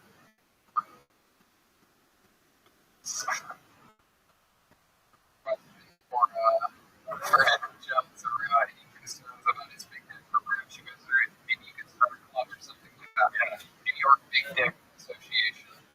Maybe starting a baseball league. Only hit the ball with our country. What do you mean? Oh, what is that? Okay. Well, Evan, very fun, amazing set, man, all the way through the beginning to end. Very, very good. Shelby, thank you so much. Your comedy debut was a beautiful couple. What you guys are doing. Way to go, Shelby and Evan Jones, everyone.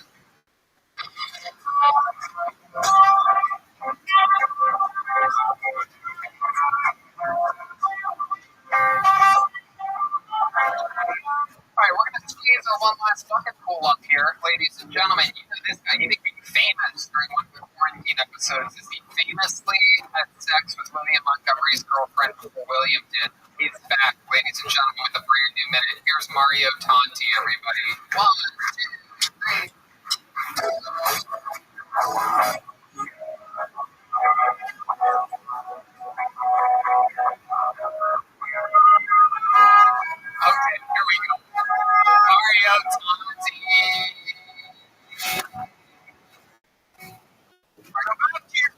century.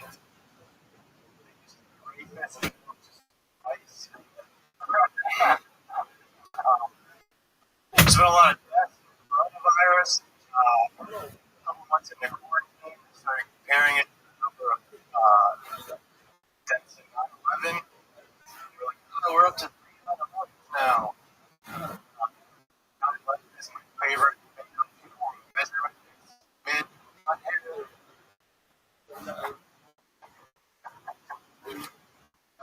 Tell us by looking at me, I had an abortion, Asian girl from Tinder. Not exactly what it is at the time, so she wanted to look up. Want me to come inside of her? She can't get pregnant. That's all for old Michael. She also can't come. So either she got the up or I just heard her wrong. Either way, we swipe left on the baby. I've lived in LA for 7 years, and it was the first time I had great takeout.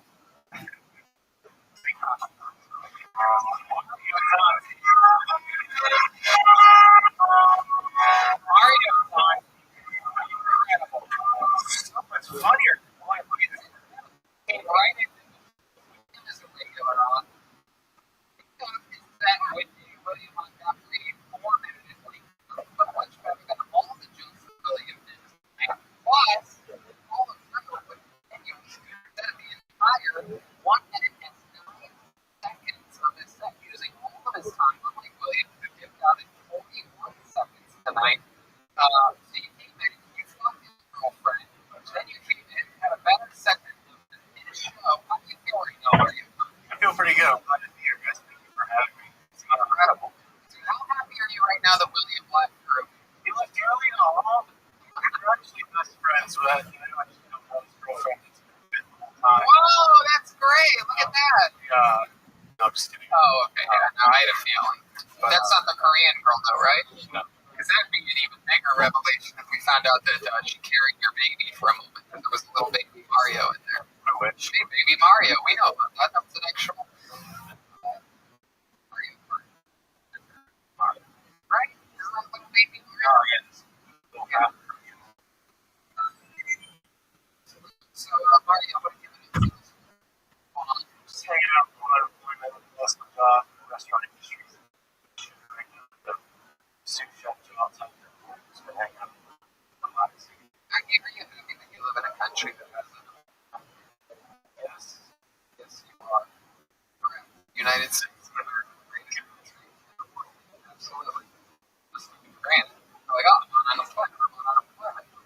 And then everybody knows about the stimulus package. But that's an extra thing. That's an extra bonus money. Anybody who was employed now is on unemployment. Thank you, Mr. President. You do such a good job. Because how the works. So Mario, what else is going on? You're collecting unemployment. What have you been doing to pass the time? Me, talked about that earlier. What's your goal? Walks, drives, go to beaches. Just on a bench or on the sea. You took a blanket? I did. You have extra blanket? You seem like a guy who only have one blanket. I just want to do comfort. You take a comforter to the beach? Like have multiple Jesus Christ, this guy takes his fucking duvet to the beach. What is it? It's a normal comforter? White? Yeah. A white comforter? Yeah, my sister keeps them. Oh, white's great. You might come over. You don't see it. Wait, how does your sister even see your comforter? She lives here. Sister? She came over. She's like, you got a girl's comforter. She's like, get a black one. A black one? Then you get red windows. You get you put a little Roman. That's right. Yeah, black comforter is like stuff with having white underpants. Wait, black comforter is like having white underpants? Yeah. Why? Redman, get skin bar. Just it. I don't think I've ever really got a skin bar. Ruby and Phoebe on the white stuff. Come on the black stuff. Redman is a high class gentleman and he enjoys a beer. I was talking about blood. Oh yeah, you have a lot of blood coming out of it. Yeah, especially when you have a tushy, you get too much water in there. Oh, that's a great ad for Tushy. What a great ad for one of our sponsors. Hey, blast your ass with water so hard you stop fucking bleeding. Hey, It cleans it out, doesn't it? you could use the Tushy and little Tushy. You know what I mean? Hey, there it is.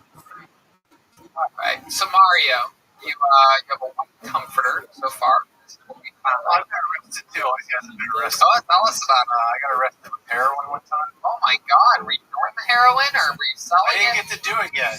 Really? One thing I was doing, but like I didn't get to do it that night. Right. So what happened? How'd you get arrested?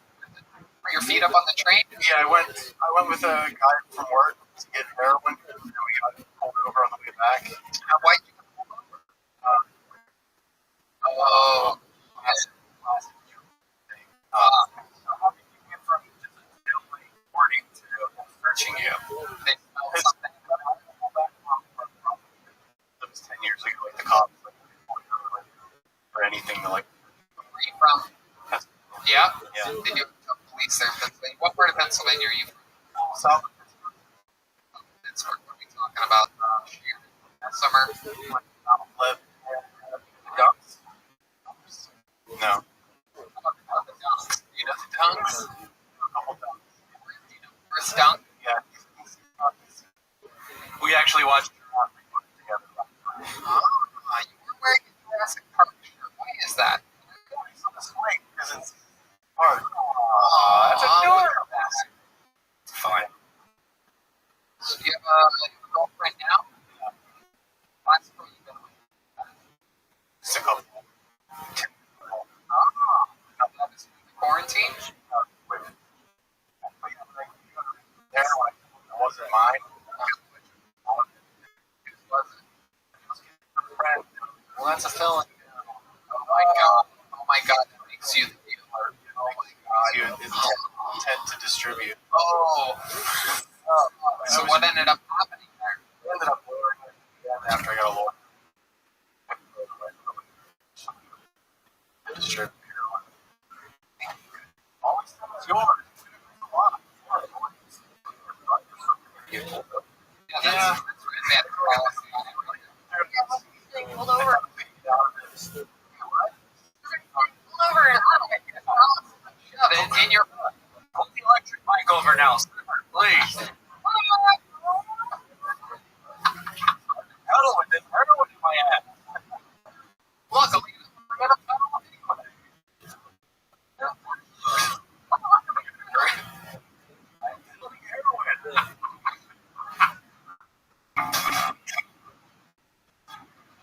Oh, it's over chanted months, ladies and gentlemen. So this episode where he's starting cold, and cold, and Schulberg is peeking out like coronavirus right now. So we're gonna have to shut it down. All right. Mario Tanti, anything else interesting about you that we should know about? Fun set, fun interview. Like a year. I had a dream the other night that I was on a Hinge video call with a girl. What's Hinge video? Just so that It's like a date. Okay, now I don't know. Yeah, it's like a friend that knows a friend. Oh, It's a dating app. You know, video call people to say hi about that during quarantine. So I had a dream that I was on a Hinge call with this girl. In the middle of the call, she shows up to my apartment with a gun. And she shows up to my apartment with a gun while we were on the call. And she went to go point it at me, and I jumped at her, and she pulled out a knife. I went to go swing it at her, that's how I said no, and then sprung up, and I said no, and I'm like, wow. and that call never even happened. Never even talked to that girl. They all my favorite part of the dream was that it was a girl and then for some reason it was too scary and then made it a boy. She was mad. Asking her. She showed up to distribute. there you go, ladies and gentlemen. Fun interview. Mario Tanti, everybody. There you go.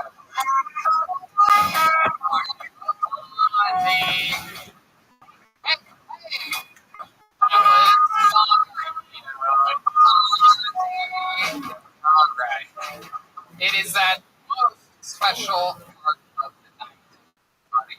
I mean, this fucking guy, I don't know where to begin. I just love him with all of my heart. Incredibly, incredibly agile, entertaining, and hilarious. Currently as one of the contenders in the Easter Seals film competition. Ladies and gentlemen, here's Michael Lawyer.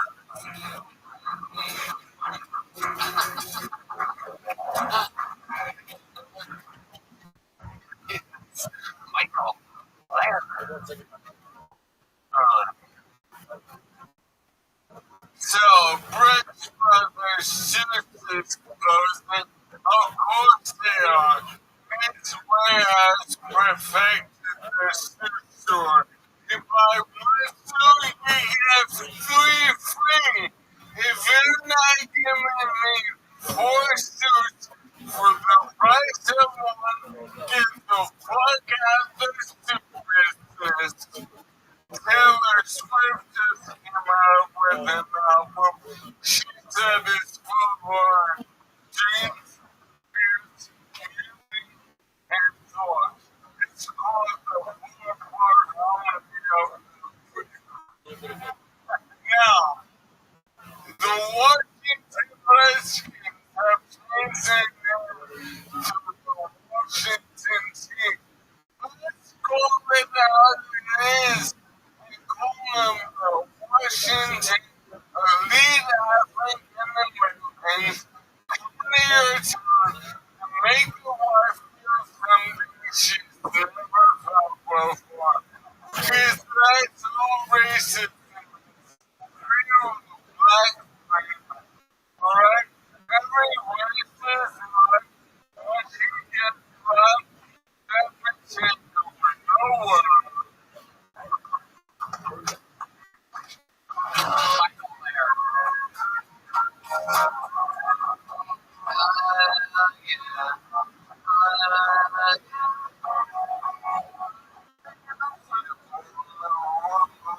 I like that. That was a good set. That was like a Tonight Show. So just like looking at Michael Lawyer, which I really love. Michael's on. So Ross and on Jeremiah Watkins from Babe.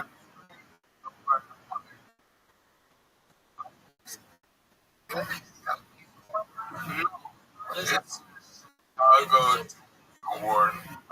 Oh. Choke.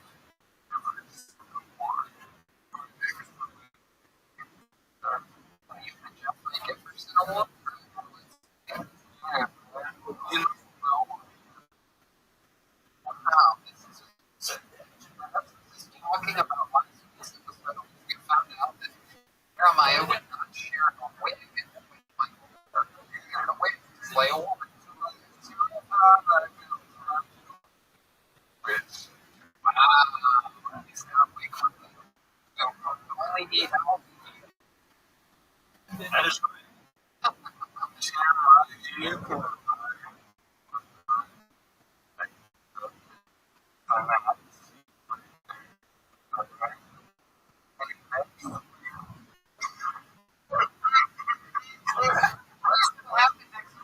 very excited about this.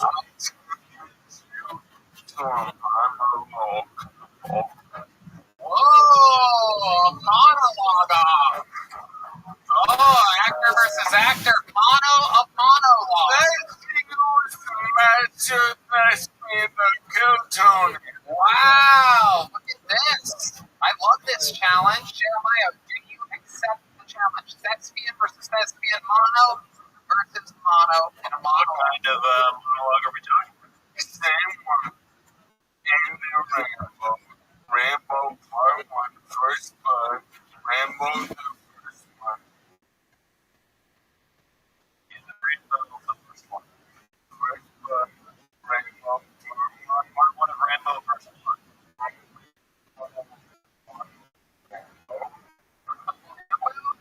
He's saying rainbow this whole time. He's saying Rambo? Rambo. John. The fucking.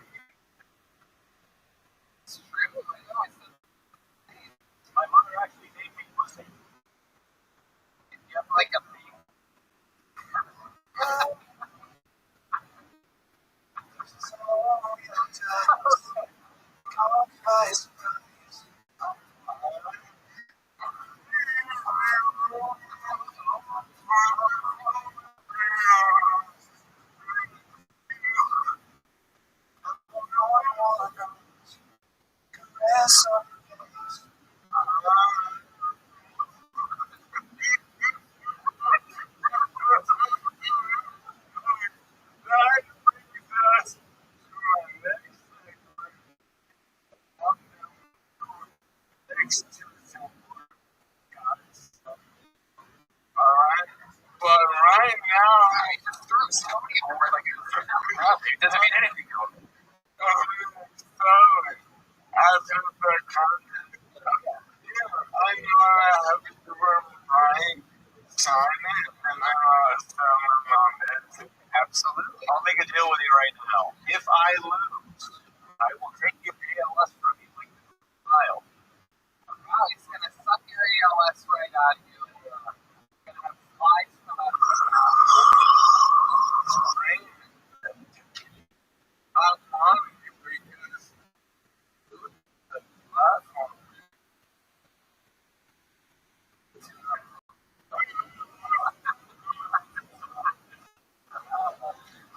Michael Larry, you're the fucking best. Not really. So his eyes are covered. He's in that. Can we move on? Alright, like,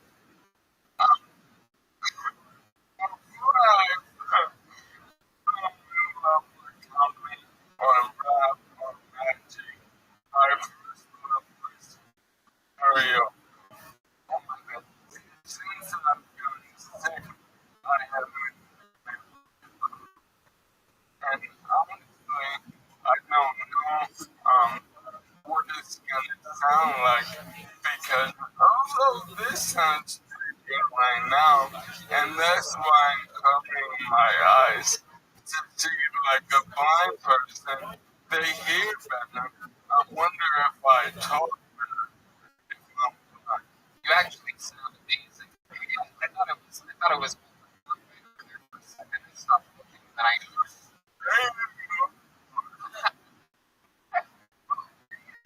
that's my access and all members. But the moment on,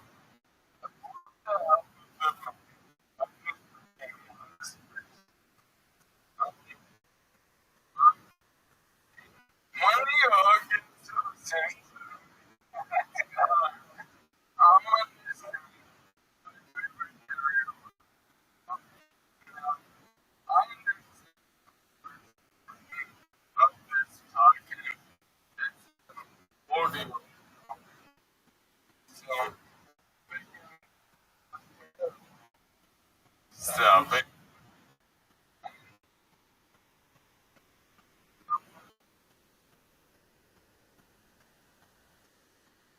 Alright. Now, what I'm going to be saying, sleep on, and you want me now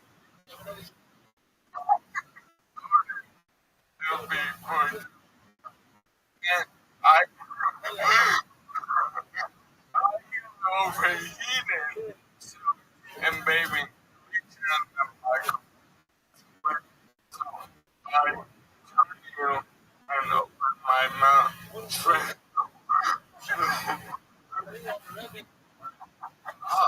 Yeah. Wait a minute.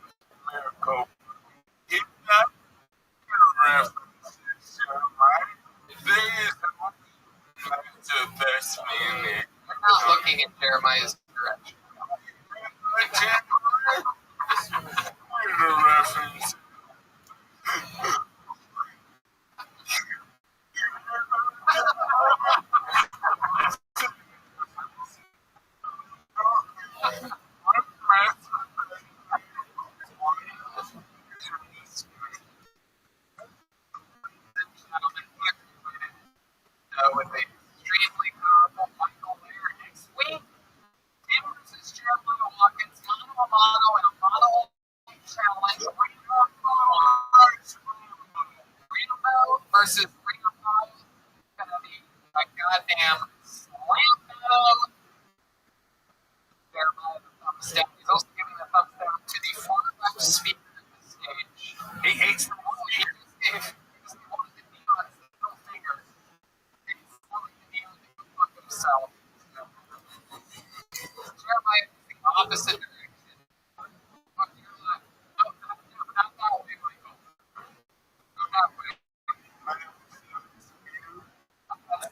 That's the guy who went up first. Ladies and gentlemen, comedy.com for everything Michael wears. Anything else, Michael?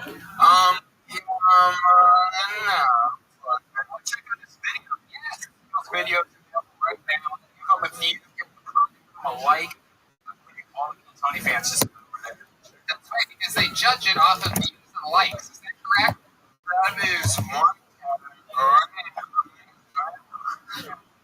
What are the other categories? Best actor. I want to.